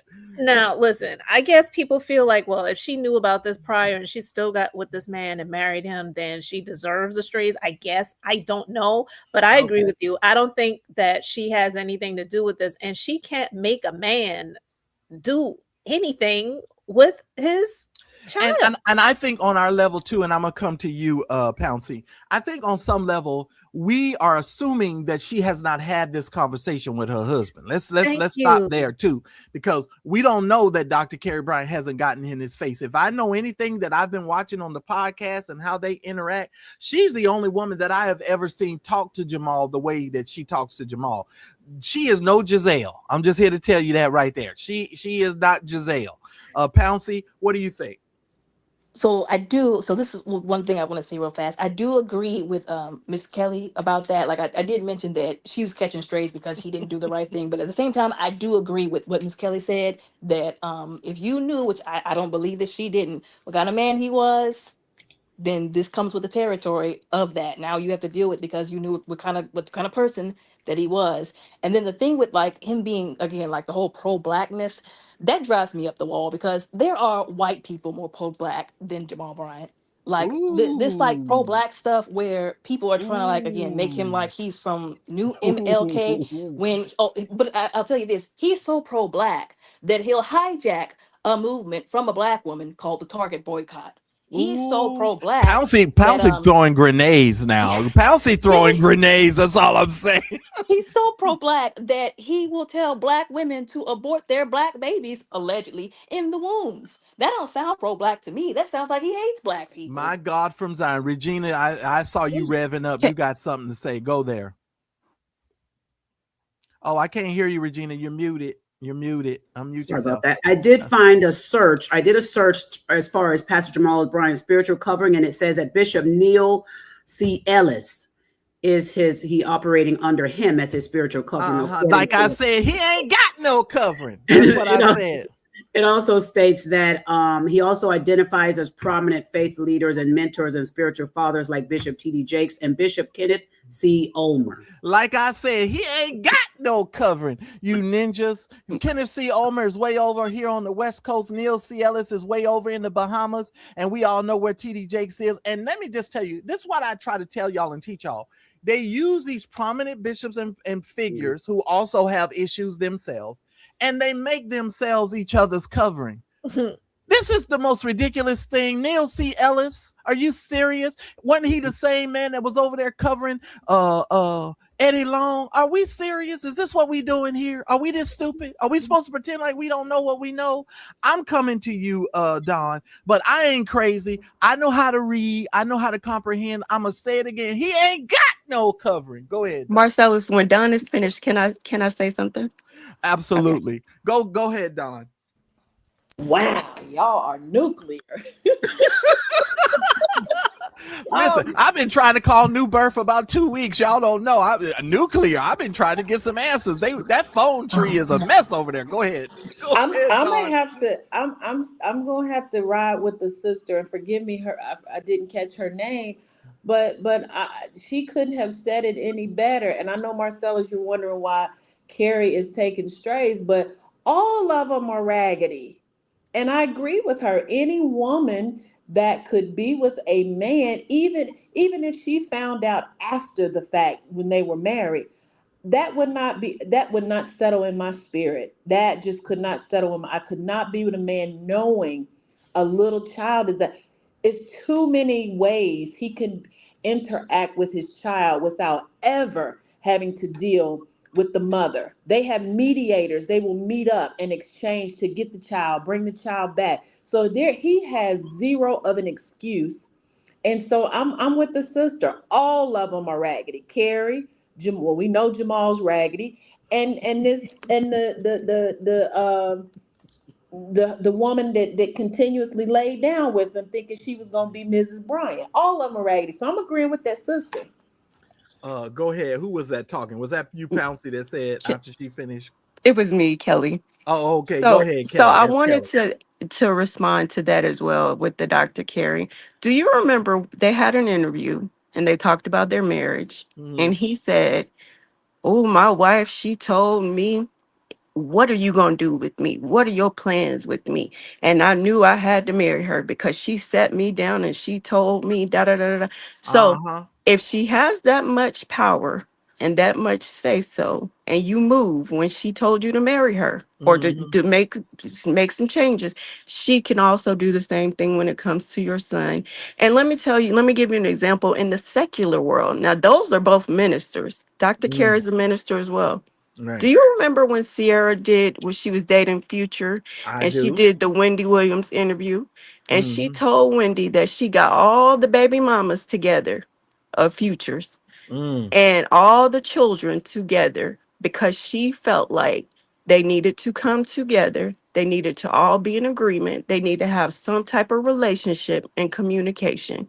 And the kids needed to be involved in each other's lives. If the secular world can figure it out, why can't the church world get it right? I got you. Well, I have one of my favorite people who just chimed in. One of our best moderators, Miss Christine Parkston, hit the button. So she must got something to say. Christine, the floor is yours. Hey everyone, how y'all doing? Good. I just wanted to say, I don't know, maybe I may be a little off, but I thought that he was paying child support in Texas and in Georgia. But then I also want to say, now some women, I don't know, but this woman seemed a little off to me, which I do know a lot of these women in church go to church for a specific reason, who they can get and what they can get out of these guys. So it looks like to me that this woman went there for this particular person and got whatever they can from out of it and got this prize, and she's not wrapped too tight. So I think she's making it difficult for the visitation. She can care less if he comes to visit or don't see. She Well, just she whatever. sure keep moving. Christine, Exactly. She sure keep moving. I know that. Now, and I told y'all there's only 3 types of people in church. Here we go. You never heard me say it. Welcome to the Mad Churches East channel. Please hit this like and subscribe button. There's only 3 types of people in church: fruits, flakes, and nuts. I kind of feel like Miss Odom is down there on that nuttier side. I'm just saying. That's just me. That's just my opinion. She's a little nutty. But go ahead, Christine. I want to say I'm neither. I'm not none of those. Wait a minute. Hold on. The saints came. Well, let me just speak for me. All of us fall in those 3 categories in one way or another. Hold on. Here's what I want to say about it. Fruits, flakes, and nuts. Here's the thing. Some of us are a little flaky. And here's how we're flaky. There are sometimes in our life, all of us as Christians, when God has asked us to do something and we have not done it, and God has given us a clear direction and we have done something other than what God has told us to do. That's a flaky situation. You flaked out on the Lord. You went in a different direction than he told you to do. I've been flaky in a sense. I've had some situations as a Christian when God has spoken to me about doing something and I didn't do it. Are you trying to tell me, Regina, on this platform, God's told you something and you've always obeyed and you've never done? I've never defined myself, nor will I define myself as flaky. I mean, it's your definition, it's your channel. I'm just saying I don't claim it. So how would you define disobeying God when just he gives you a disobedient? Okay, just being okay. Well, then you're disobedient, then, Regina. I'm just saying. Go ahead, Christine. No, I'm just saying what you're correct that. And we all know women like that, and to sit up here and to play like, and I don't blame, and God knows I don't blame a guy if they choose to do whatever they have to do to get away from this chick. The sad part about it that there is a young person involved in this. Mm-hmm. But they have to do whatever. There's a basketball player who did the same thing, paid the full amount of child support, so they don't have to deal with the chick. And guess what she did? She spent all the money and went back for some more. Sure did. I remember that case, Christine. And to be honest with you, the way he worked that in court, he asked the court to give him a lump sum amount that he could pay, never have to deal with this woman again. The court gave him a number, very high number. But the woman done spent all the money because this wasn't about the kid. This was about the money. Now I'm coming to you, being beautifully honest. Go ahead. In a minute, y'all just can chime in whenever you want to chime in. I ain't even going to direct it. Y'all go ahead, being beautifully honest. You have something you want to add? Well, it's just piggybacking off of what you just said. Unfortunately, that is a real thing where these children are created. A lot of times it's not even with people who are in relationships. They just had relations. Okay. And so the man didn't know. They found out about the child. They didn't want to have anything to do with the woman. Some of them, unfortunately, they don't even want to have anything to do with the child because of the way the woman, is.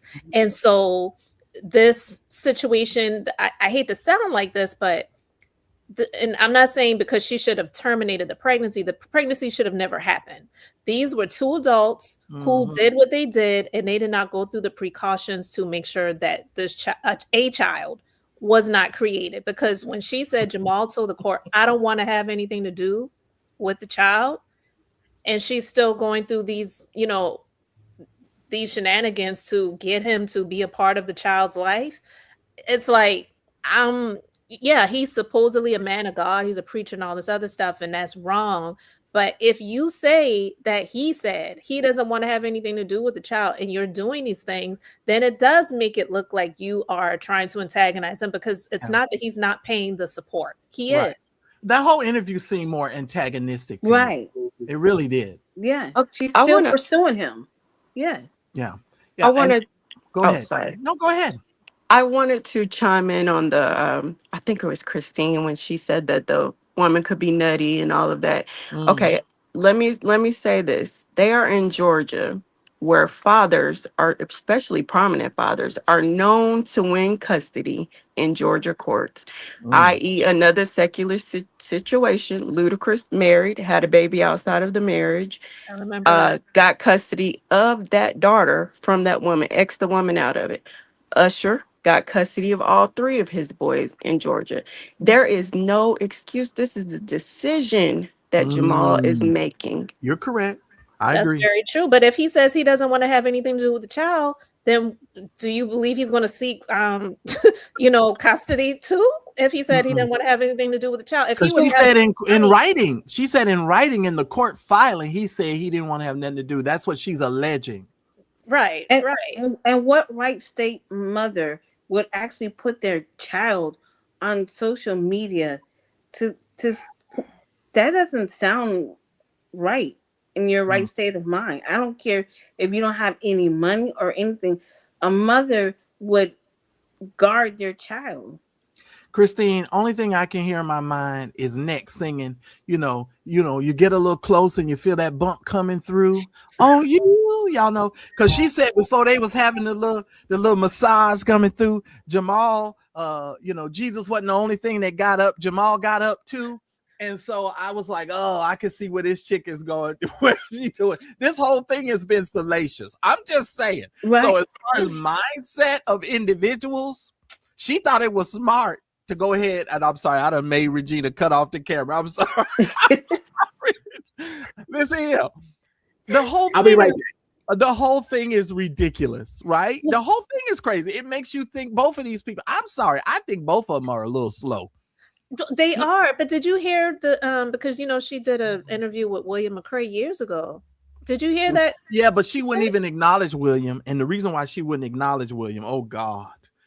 I know why she wouldn't acknowledge William. Y'all pray for me, because William lies all the darn time. And she's a liar too. William lie all the time. But folks just go over there because y'all, it's like watching a train wreck, and the Lord has delivered me, and I want to thank him right now. I have not been over there to watch nothing. I couldn't tell you nothing that man said, but because that is a whole train wreck. Right. I don't, but I heard it on somebody else's platform, and these were the words out of her mouth. She was describing the encounter, and it was more salacious on there. She described years ago than what she did in this recent interview. Is that still up? That interview still up?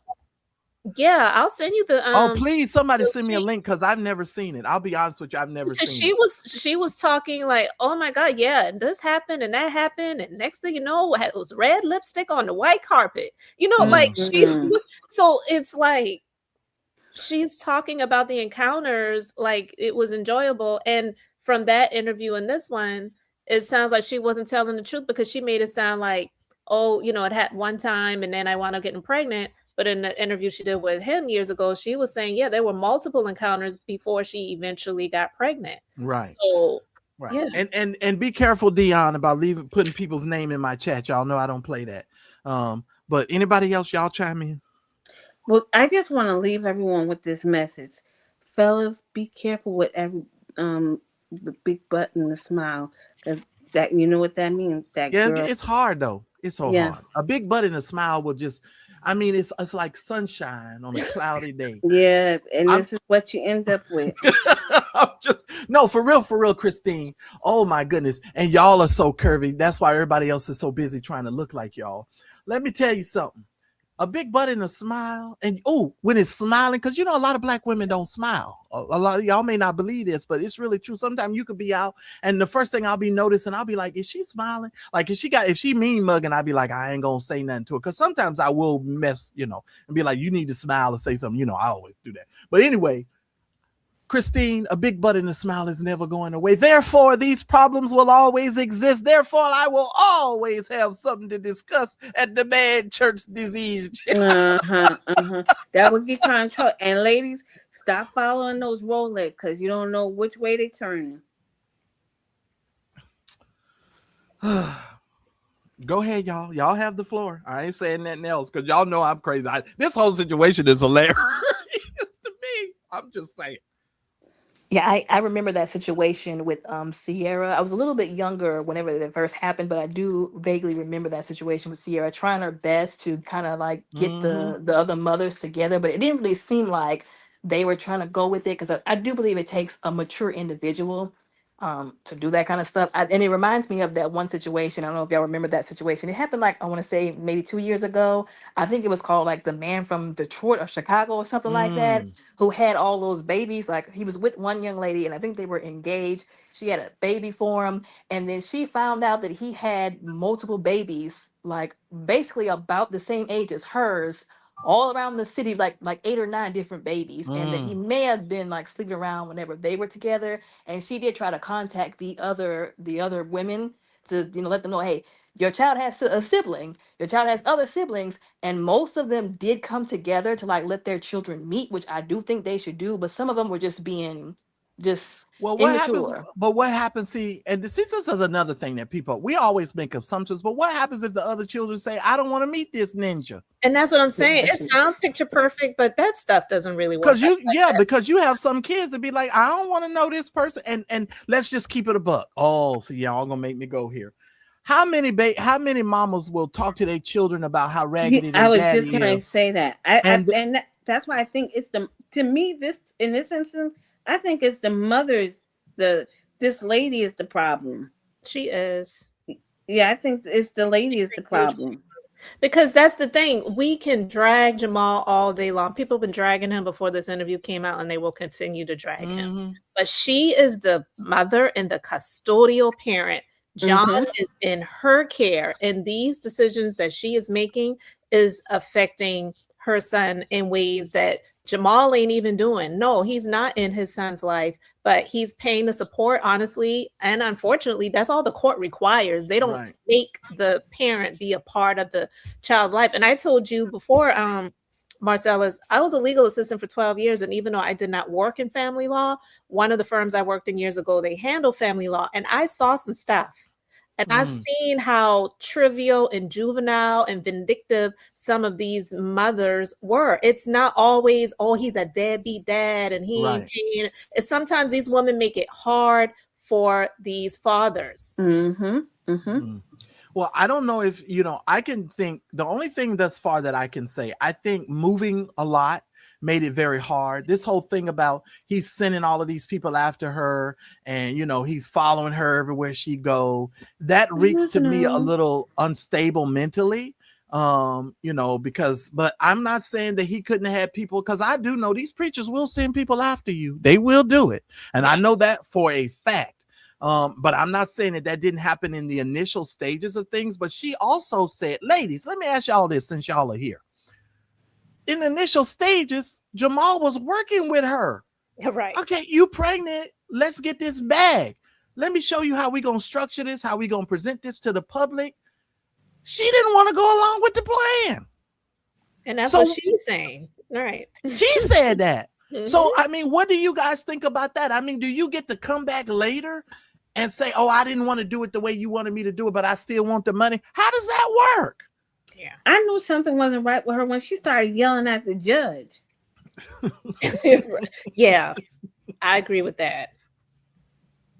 Come on, ladies, don't all speak at once. Where you at, Don? Where you at, But you know what? It sounds like he was more so wanting to protect his image than have a relationship with his son. And that's my problem with it. Because he could have basically paid her and silenced her and still had a relationship with his son. But it's to me, it's more so about his reputation, his ego, and how he looks to everyone, versus making sure that you're being a father to this little boy like you were to your daughters with Giselle. Now, Kelly, I get what you're saying, but let me as a business owner and just come on. Let me speak from a different perspective here. Kelly, we done made this kid. You know the business I'm in. I'm a preacher. My business, says that I have to have a certain type of image. Kelly, you know what we done did to make this baby. I'm trying to shape you into understanding, because you talking about you going into ministry. You just preached your trial sermon. She said that in the interview. Kelly, I'm trying to educate you. I make hundreds of thousands of dollars, if not millions of dollars. Kelly, I'm trying to help you get to the bag.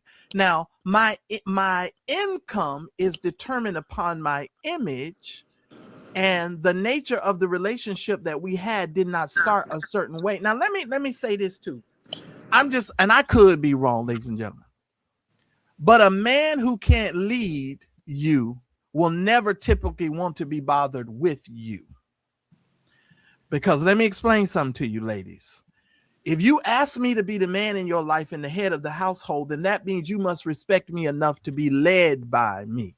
If you're not going to want to be led by me in one capacity or another, this relationship off rip is not going to work out. I'm just telling you. You have to have a certain level of respect for the man that you're with to allow us to have some leading ability. I'm not saying lording over you, but I'm saying a real man should have plans, should have vision, should be able to give you a projection as far as where we're going, what his goals are, what he's trying to accomplish. So Jamal, in some sense, this came out of her mouth. Now, she might be crazy, but she said this in the interview. She said Jamal was trying to take her under his wing and shape the situation so she could be presented to the public a certain way, so it would not tarnish his brand and would not tarnish her image per se. Now, let's keep it a buck. Right. At the end of the day, this is about money. Exactly. I don't believe that. I don't believe that though. But she said it. No. I think she's lying, because I don't think Jamal ever had any intention of presenting her to the public. She is not, quote, his type. She was a good lay, excuse my expression, and she was an easy lay.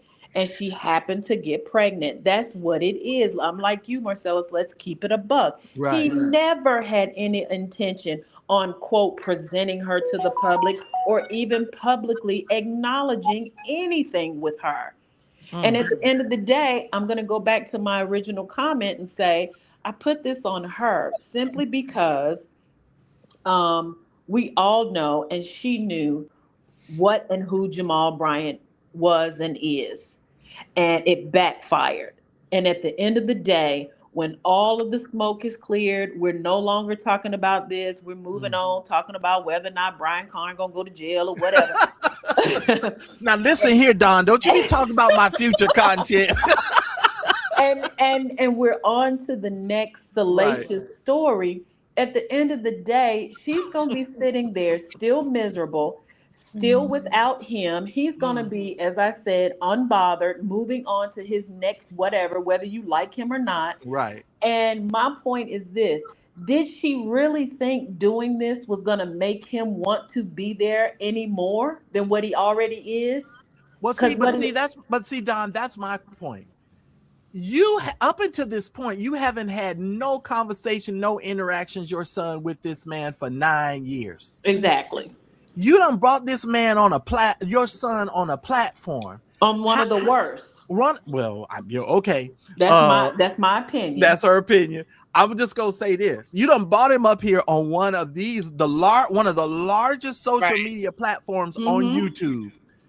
And you think that's going to get you what? Exactly. I agree with Dawn in terms of what she said about not believing that Jamal was ever going to try to make it official and present her publicly. I don't believe that either, but it's what she said is what, we were saying. I don't believe he really was going to do all of that. Now, I disagree with the platform being one of the worst, but everybody's entitled to their opinion. And this is why I say that. Tasha said in that interview to the son, but I feel like she was essentially saying this to LaToya. She said, I believe that eventually Jamal is going to come around and he is going to, get to know you. Why? Because my dad was a pastor and he is a pastor, and he was not a part of my life. And I had a similar situation as you were. My dad was not a part of my life. I had bitterness and anger and all of those things. And eventually he came around.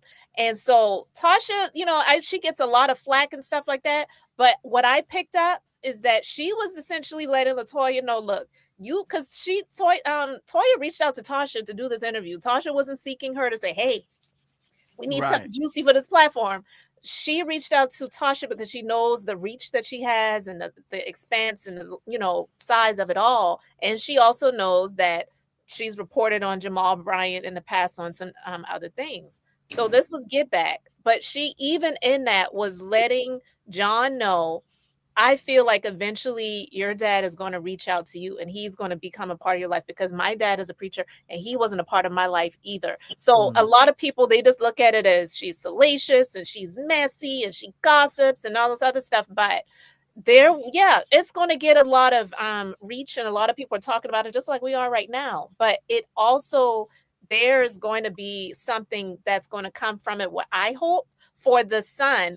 And Toya may get her moment of virality, but viruses eventually they clear up and they go away. She's had this moment of virality, and then what's next? Wow, But that's a bar. That's a bar. She said viruses. Did y'all catch that bar? I did. Is it just me? She said viruses typically end up going away, and so this virus moment, that was a bar. It's gonna typically go away. But go ahead. But I said that about that particular person and her platform, right? Because the intentions were not good to me, because everything that the person before me just said about what she said to John and all that could have been done off camera. Her bringing him, her saying, "Can I talk to your baby?" and bringing him to the forefront on the camera, to me showed bad intention. That was for clicks, views, and that was solely for her and her platform. That was not as a good faith intention to have good conversation. The child should just have never been bought on. And that's just my opinion. But I'm gonna say, but I'm gonna say this. But I think the onus of that is actually on the mother. For sure. I'm coming to you, Pouncy. The thing, right. and then Regina, I'm coming to you too. So Regina, you just hop right in here because you done been gone. My thing with this whole situation, to be honest with you guys, is I just, as a man, would not want my son, who bears the name of my father, to be out in the world while I'm trying to lead other Black people into a promised land, to not know me and have a relationship with me. Absolutely. Now, who's to say in another 5 years? And see, there's certain things I can't say as a man, because I don't want y'all to think I'm trying to be crude or be. He's 10 years old. In 2 years, maybe 3, he's gonna. His cognitive ability, he's going to be awakened to some things. Okay. And having a father is very, very crucial. Now, my mom, let me just speak for myself. My mom was like, I can't even go there. Let me just say this. His mother is never going to be what his father can be when it comes to that situation. But also his father was reckless. Okay. But I'm just saying, when my mama found out what was going on and going down, my mom was like, "Well, here go these condoms, right?" That was my mama, not my daddy, because my daddy was on a whole nother thing. He ain't got, he can't be doing that, because we always typically are harder on someone that is participating in the behaviors and things that we have done. Because, that's why a lot of guys are harder on their sons, just like a lot of women are harder on their daughters, because what you was thinking, what you was doing. And so you tend to be a lot harder on your daughter. I'm just saying, it has been my observation. So I'm saying all of that to say this. In 2 more years, I'm going to give it 3 max, because I know what happened to me at 12 years old. He going to be awakened, and that's something that they will never be able to put back to sleep. And it is something that they're going to need to deal with. And most women, if she thinks he's rambunctious now at 10, oh, he gonna be letting LaToya have it. If his uncles that are on her side of the family don't support her and surround her, oh, John is about to be off the chit-check chain. Y'all hear me? He ain't even gonna need the phone tree at due birth. He gonna show up. And he gonna cause all kind of havoc over there. Y'all don't believe me? Listen, I know my stuff. Y'all listen to me. John is gonna be a mess in a minute. Regina, you got the floor. I think the little boy is actually. I think he's really humble. I don't know if right now actually, he is. Yeah, I don't know if he's going to be that way. But I am gonna say this. Both parents have time to try and change this whole thing, but they're both trying to get back at each other. He's the casualty in this whole thing.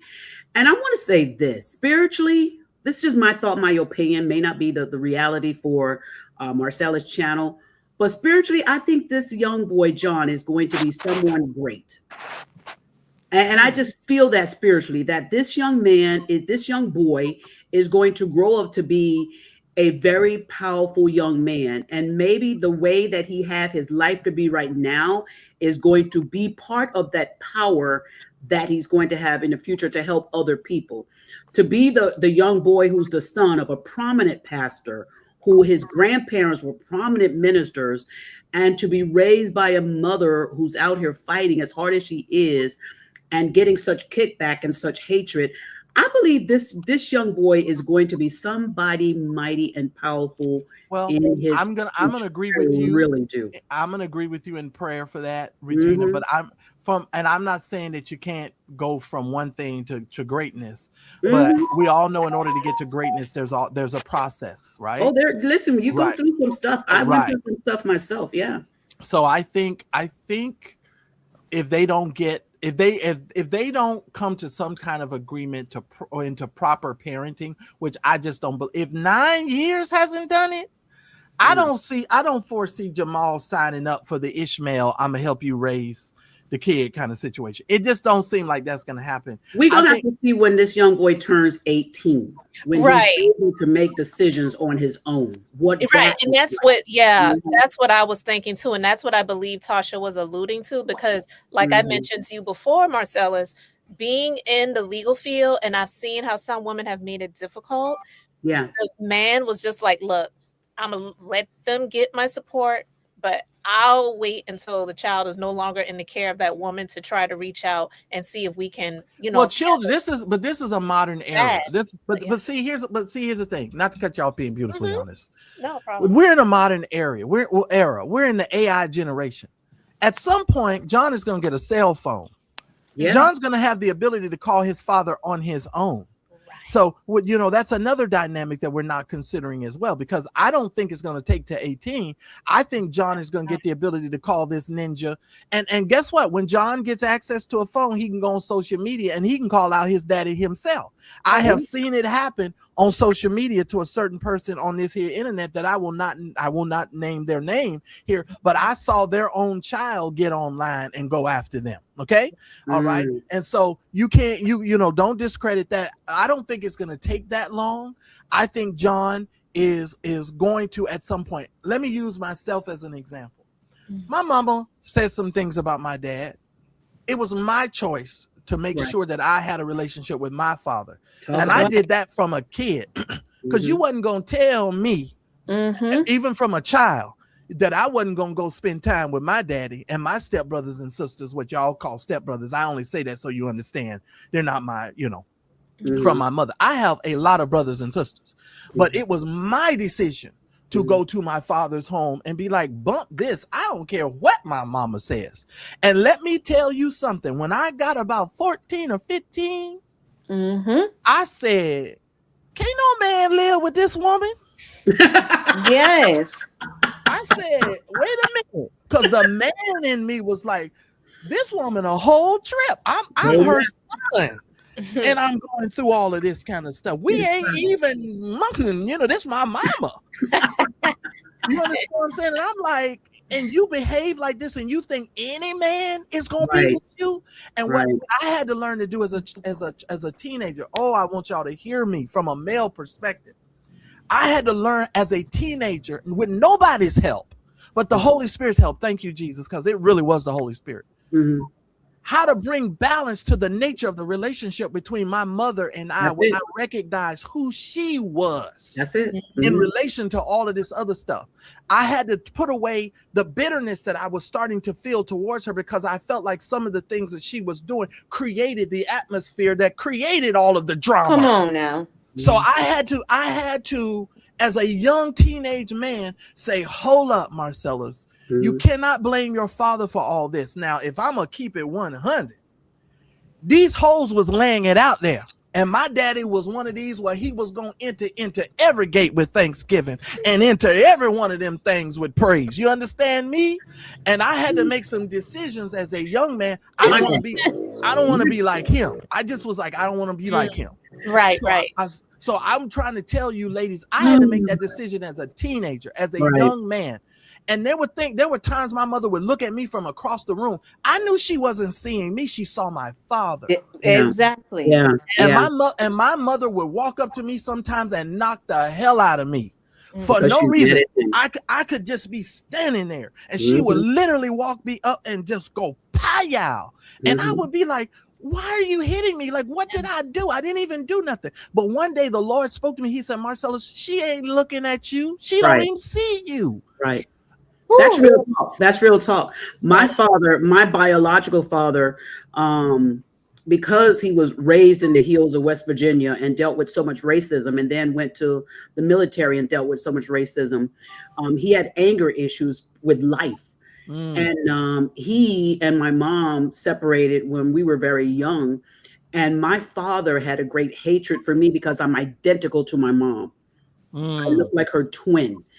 And I remember going to West Virginia to visit them, and my father really didn't even want to talk to me. And I asked my aunt, I was in tears, saying, why don't my dad want to talk to me?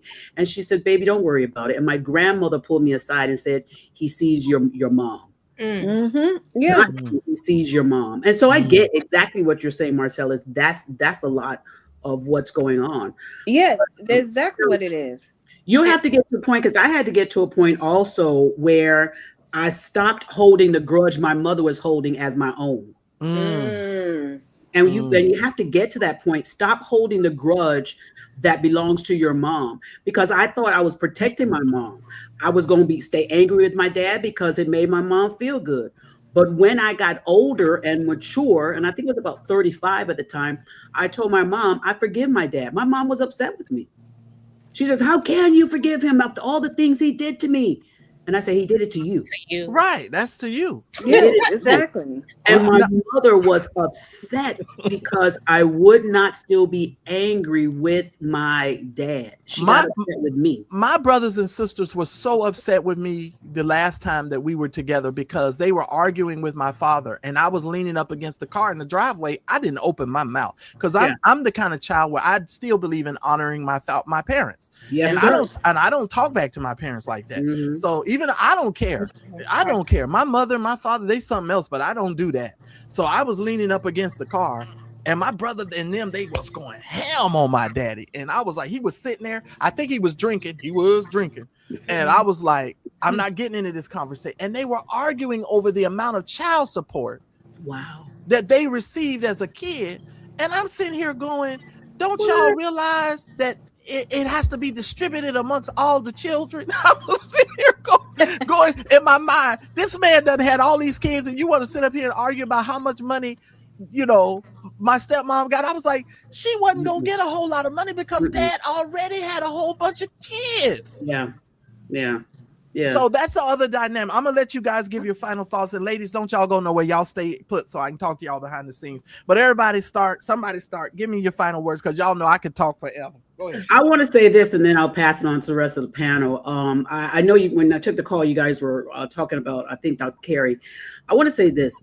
Dr. Carey, like somebody mentioned, we don't know the conversation she had with Jamal. Now, I would hope that as a woman, that she does tell him you need to have a relationship with your son. Now, we've seen the behavior of Miss Odom. It may not be easy for Jamal Bryant to have that relationship with, and especially it may not be easy for Dr. Carey to have that relationship. But I did see on TikTok, let me go ahead and shout out TikTok, this one gentleman who did a video where he met an officer in the parking lot, a sheriff. He met the officer there with his son, took his son inside the sheriff's office, handed his son to the baby's mama, and he walked out, and that officer walked out with him. And his caption was, "Fathers, you can see your children. You can get the county or the state or the police involved." So he did that, and I thought it was important because he was making a statement. I want to see my child, but it's been difficult because of the relationship that him and the mom have. But you can have a relationship with your child. So if Pastor Jamal Bryant really, really, really wants to have a relationship with his child, he can get the courts involved. He can get sheriffs and police involved to do drop-offs and pickups. But by him not doing any of that, and with as much power as he has, it lets me know that he simply does not want to have the relationship with this young boy. That's my thought. But it's not Dr. Carey's fault. Yeah, right. Go ahead, you guys. Anybody, take it over. I was when you talked about what you were going through, I'm so sorry that you went through that. And that's like my first thought when it comes to children who are being raised by women like her. It's like, is anybody paying attention to if child is being, mishandled? Like, people need to be mindful of that. And I do believe, like what you said, that whatever process they were going through at that time, him trying to be in the child's life, I do believe that she threw a wrench in that, like you mentioned before, that she definitely helped just screw that process up. But Jamal Bryant has two choices now. Either he can keep letting stuff like this come out and him looking crazy, or he can go ahead, take her to court, because I do believe he has the money and the power to do it, and get the child full custody. But I know he's not going to do that because he doesn't want to admit that that child is his. He doesn't want people to know he did some things he wasn't supposed to do. He's already stated that unfortunately he doesn't want anything to do with the child, which is wrong. He should, like you said, get on his knees in front of his congregation, apologize to his son and to that congregation for being a failure of a father and a pastor, because that man ain't no pastor for real. But, we know he ain't going to do that. I got you. Go ahead.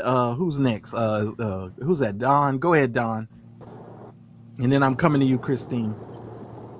Well, I think all has been said, and there's nothing else really for me to say. So I'll just leave a little humor with everybody and say, more grace. I know, right? now, listen, Don. Don't you go nowhere so I can talk to y'all off. I know, right? More grace ain't a mess. We don't want to get overwhelmed. Don't come in here with that. I know. We don't want to be overwhelmed. Go ahead, Christine. I just want to say thank you for allowing me to come on. What? I love you. What are you talking about? You know you're going to always be able to come on here. Go ahead. Women, just be careful. Everyone that looks good thinks they have it all together. And guys, don't trust that big butt and the smile. That's hard. That ain't gonna never change. I'm here to tell you. I'm so sorry. Listen. I ain't even praying for that deliverance. Go ahead.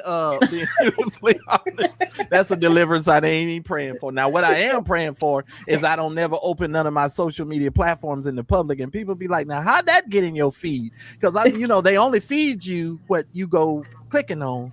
And I'd be like, Lord, if I open, that's why I got rid of that other Instagram account. I was like, I cannot even open this in public. Shame on me, Marcellus.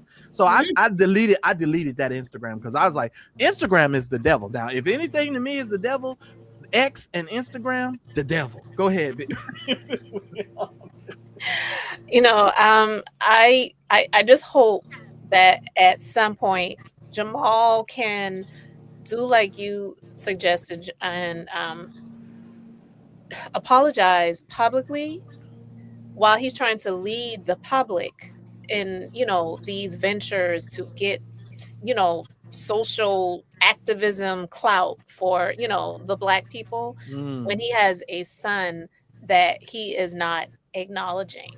So I hope that at some point his heart softens, because it's hardened towards, because he said he doesn't want to have anything to do with the child. But I really feel like ultimately that was more so he doesn't want to have anything to do with the mom, and because the mom has the child, but he's getting older and he won't really have to have much to do with the mother because he needs to have that child. If he's going to continue to be publicly showcasing his relationship and all the social justice things that he's doing, I hope that at some point he will, he will do just that. But good luck on that. Did I get everybody? Did everybody get their say in? yeah. Pouncey, all you guys. Okay, here's my final thought, ladies and gentlemen.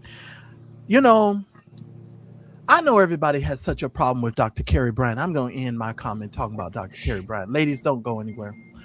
If all of y'all have such a problem with this BBL, I want y'all to change the way you look at things. Dr. Wayne Dyer said, if you change the way you look at things, the things you look at change. So I want to help you out when it comes to this BBL. I want you to change the way you look at the BBL.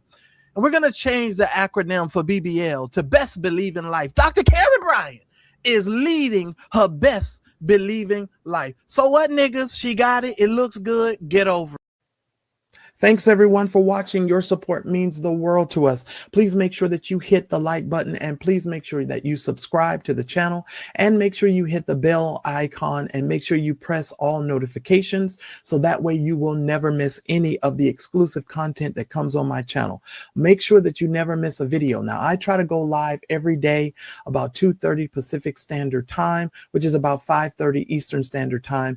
And then I come back at night at around 8:30 Pacific Standard Time, which is about 10:30 Eastern Standard, with some more exclusive content. So if you want more Mad Church Disease show content, we'd love for you to become a member, a revolutionary member of our channel. Please make sure that you hit the join button that's right next to the subscribe button or somewhere around here so that you guys can receive access to special community posts. You guys get all of the access to my community only lives because we've got some sipping chats that we're going to be doing, and you guys will get exclusive content. So just make sure that you head on over to the channel page, click on the join button, and make sure that you do that. Thanks again for watching.